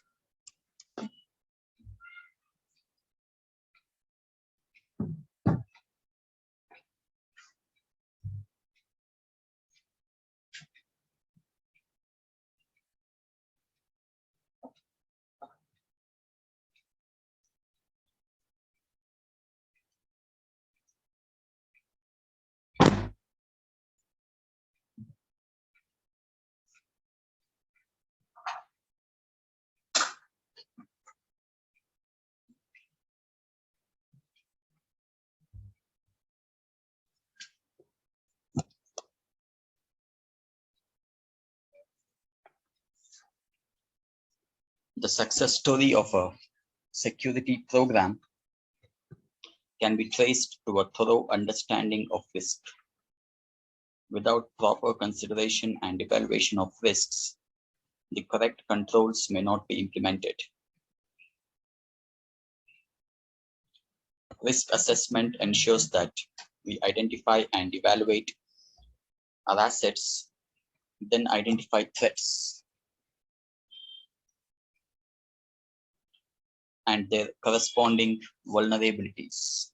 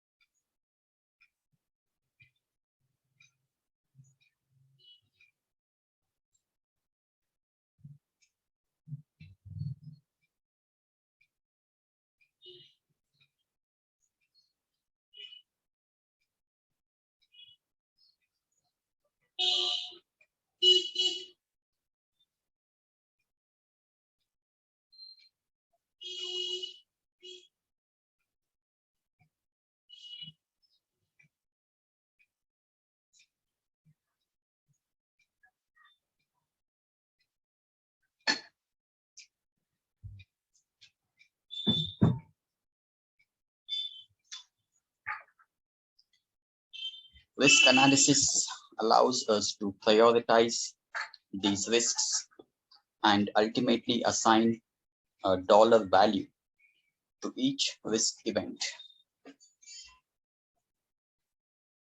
Once we have a dollar value for a particular risk, we can then make an informed decision as to which mitigation method best suits our needs. And finally, as with all elements of a security policy, ongoing evaluation is essential. New attacks and other threats are always emerging, and security professionals must stay informed and up to date. So what are the key points to be aware of the risk? Let's see them.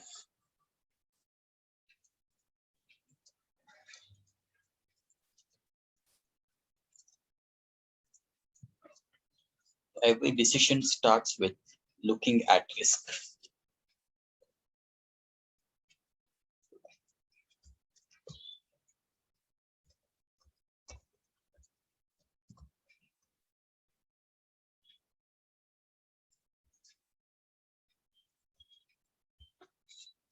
Determine the value of your assets.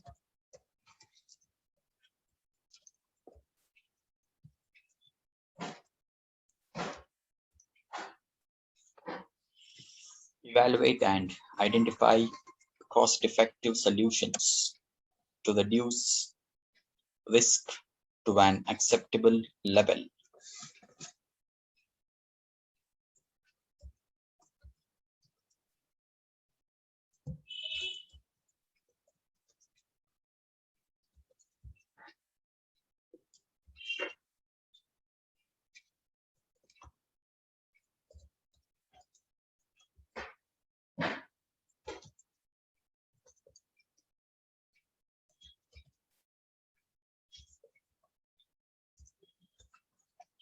Keep in mind that safeguards are proactive and countermeasures are reactive.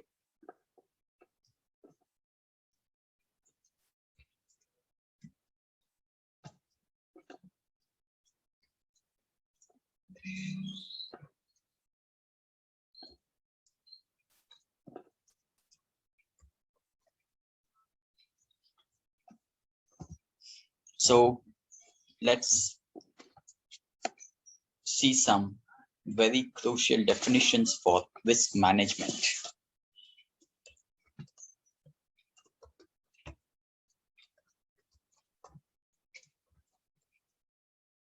The first one is asset, then vulnerability, threat, threat agent, exploit, risk, and controls. So asset, vulnerability, threat,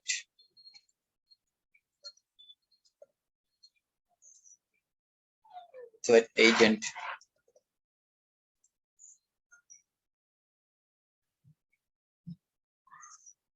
exploit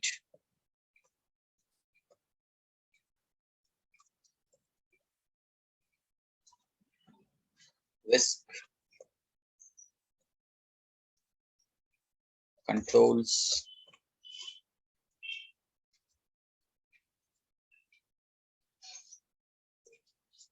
So what is an asset? Anything of value to the company.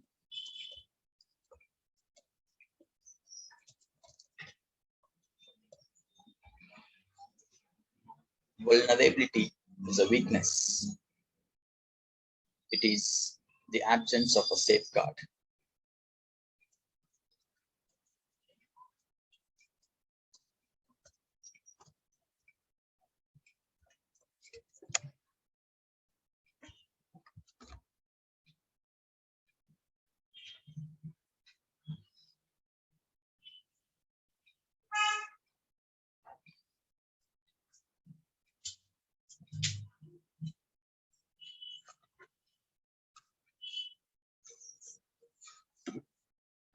Then threat. Things that could pose a risk to all are part of an asset.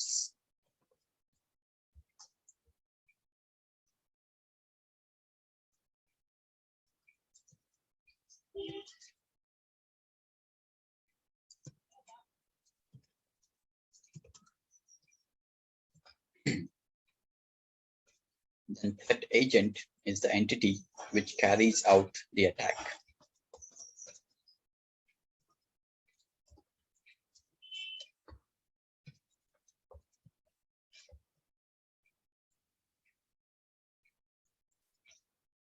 Exploit is an instance of compromise.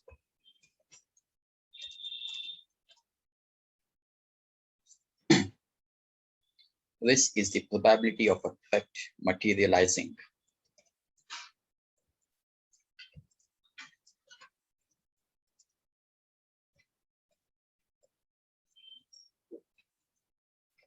Then controls, physical, administrative, and technical protections.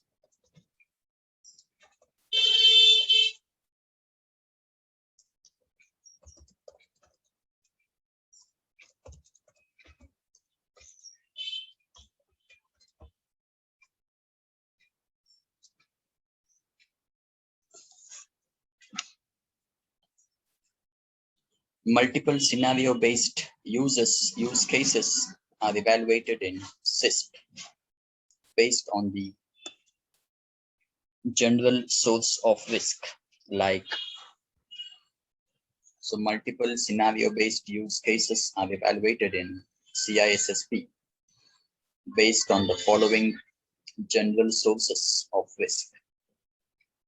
One is the weak, unpatched, or non-existing antivirus software.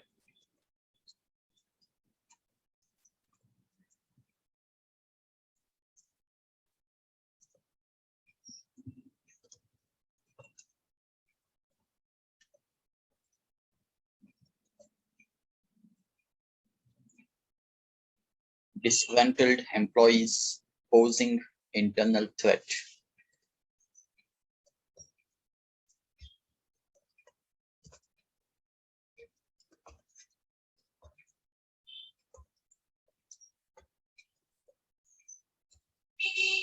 Poor physical security controls.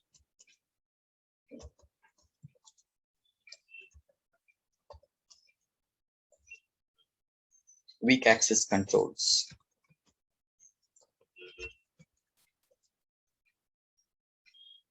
Lack of change management.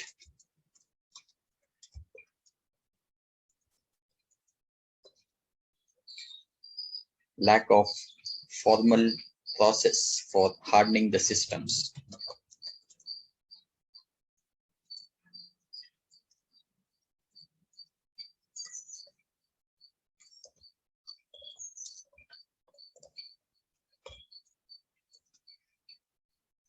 Poorly trained users and lack of awareness.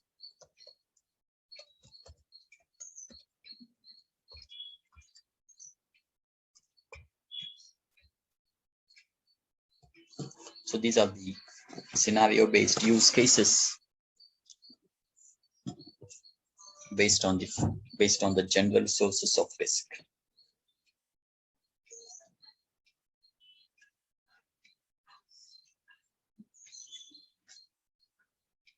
So what represents the life cycle of risk management?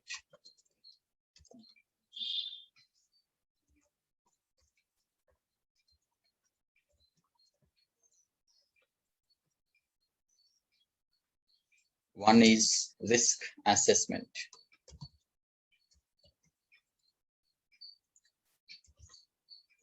Then risk analysis. So risk assessment means categorize, classify, and evaluate assets.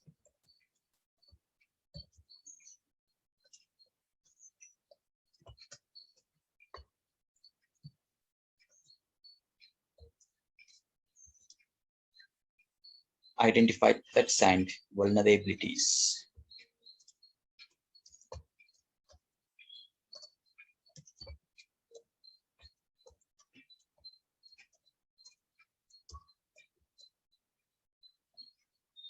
Then risk analysis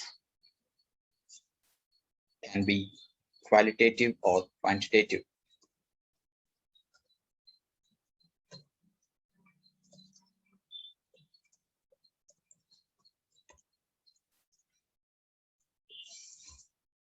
Then risk mitigation.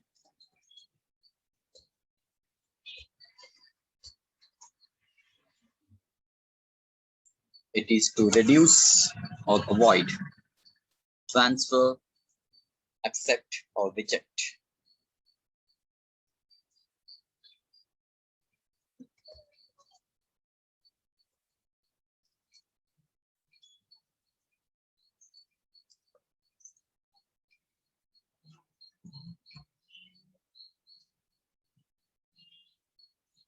So let's discuss them one by one. So risk assessment looks at risks corresponding to identified parameters for a specific period and must be re-evaluated periodically. Managing risks is an ongoing process.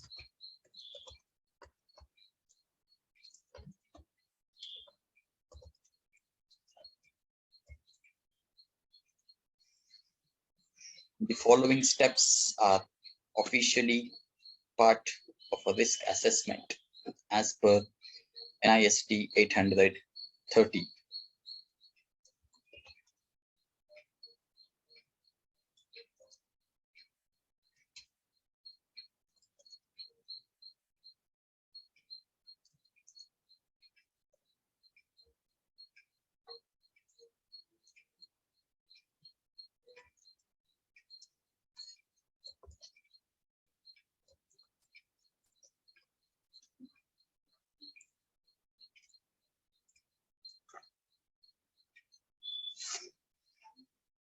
One is system characterization.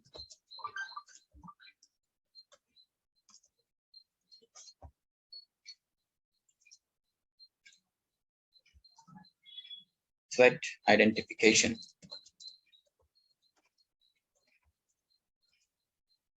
Vulnerability identification.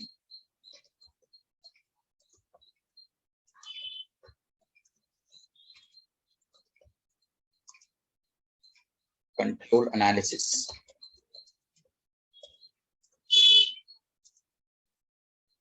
Likelihood determination.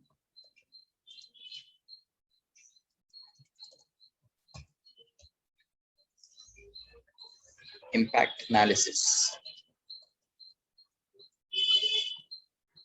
Risk determination.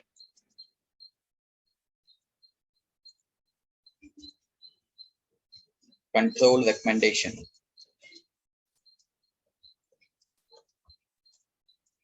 Then results documentation.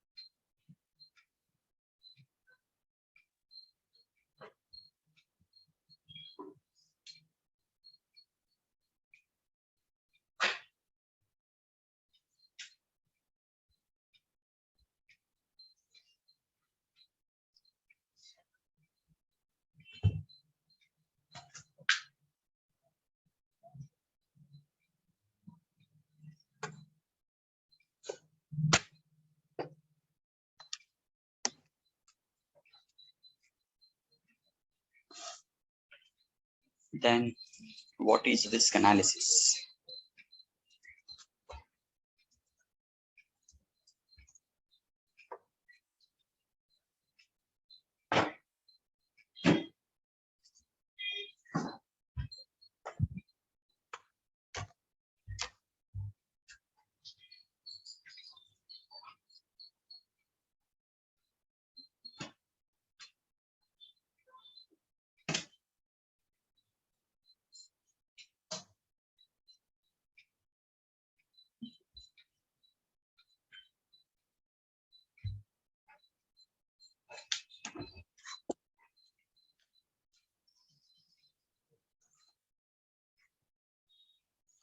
So, risk analysis is determining the value for the risk.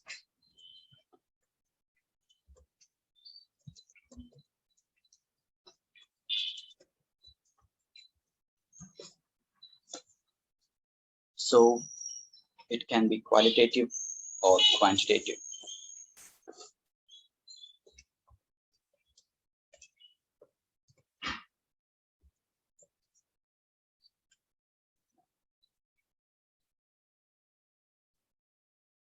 So, qualitative analysis is subjective in nature.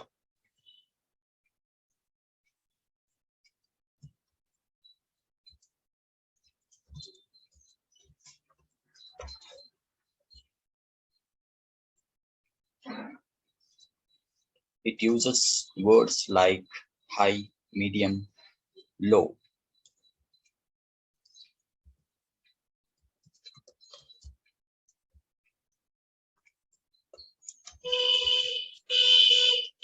To describe likelihood and severity of impact of a threat exposing a vulnerability, whereas quantitative analysis is objective.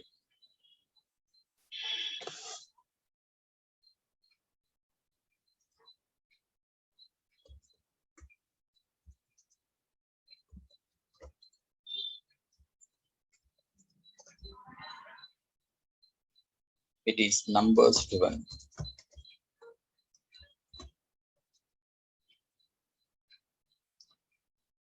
More experience required than with qualitative.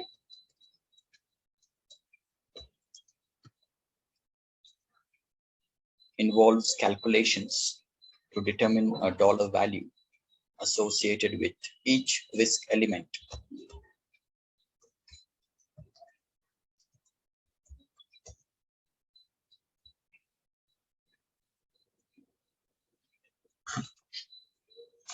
Business decisions are fundamentally driven by this type of analysis.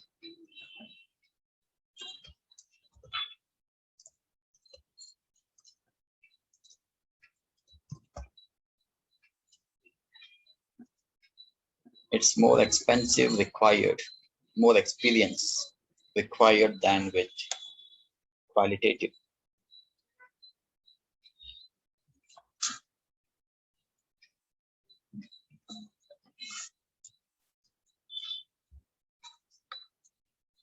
involves calculations to determine a dollar value.